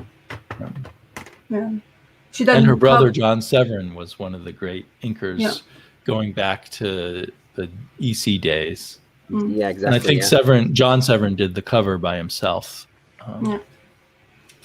Good family of artists, huh? Yeah. Brother and sister team. Mm-hmm. Great. Cool. Maybe to end us on a light note, something I read today, I powered through, not a dense read whatsoever. Another one in the trade that I did recently, a book. This was Kitchen Sink that put out a few volumes of Nancy strips, and these ones being Dreams and Schemes. I don't know too much about Nancy. Obviously, I've seen the art all over the place. This was a lot of fun to sit and go through. I don't know if I'm going to dig up many more of these, but this was an absolute blast. With some of the strips, and I mean, it's one of the things that draws me to Peanuts, seeing that repeatedly and going back to that work repeatedly. It's kind of the simplicity of the line and stuff and the layouts. And it's even more so in some of this Nancy stuff. Let's see if I can find some bigger strips here to show you. Just stands out in panels like this where, you know, you're just getting a very corner of a piece of furniture and her sitting against a blank background, and really, really unique stuff. One of the ones that stood out, and I posted it on Twitter today as well. Hilarious. Do you know when these came out originally? It looks like the 60s for the most part. Okay. They are kind of dated. Even with my glasses. I just don't know. I don't have a good sense of when Nancy was a popular comic strip. Mm-hmm. Right. Some of these, it looks like around 61 to I think I saw like 65, 66. This was a strip that I thought was pretty funny. Really, really, just really great stuff. And I know that the Bubbles fanzine had talked about this because there was some musicians, I believe, I don't know what year, they looked at some of the strips and used them almost as sheet music, because you can take Nancy's head going across the page and kind of transfer that onto a piece of staff music, I guess, if that's what it's called, a staff paper rather, and making kind of music from it by just using the black dot of her head moving across the page. The samples that I heard weren't much to write home about, but I do love the premise. I do love that idea. And I did find myself thinking about that as it was going. Try to get Earl back in here. Really, really fun to look at, though. And just gag after gag after gag. And really a nice use of kind of the comics, the panels itself, too. One of the other ones that I posted was her hanging some laundry up from the top of the panel itself, which, of course, I won't be able to find, but... yeah, very, very clever. A lot of good visual kind of humor in it. And just things like this. You know, why the long face? I feel grumpy. And then they see a sign from school. School opens today. So even just visually manipulating their face. Just a lot of fun. This last strip is a good one, too. About the moon coming up early. And it's Sluggo bringing an ice cream cone to her, asking if she's still mad at him. Yeah, so really, really great. I suppose if I saw them for cheap, here we go. There's the panel there. She's looking for a place to hang her laundry, and she just uses the top of the panel border there as a hanger. Very nice stuff. Yeah.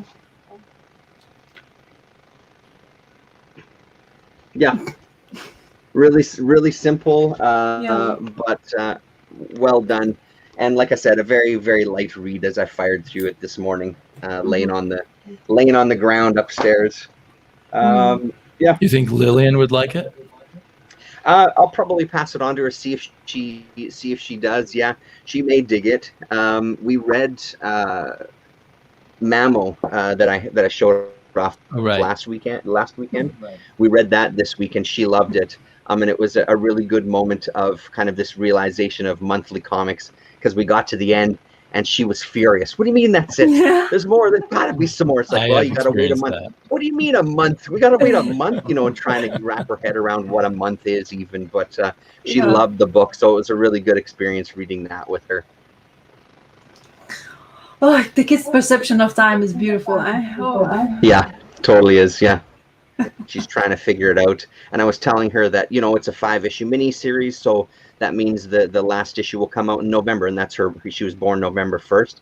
And that kind of helped it sink in, like, oh man, we're going to have to wait that long until, because obviously her birthday, she has a better sense of how far away or Which how seems very far away. So, yeah.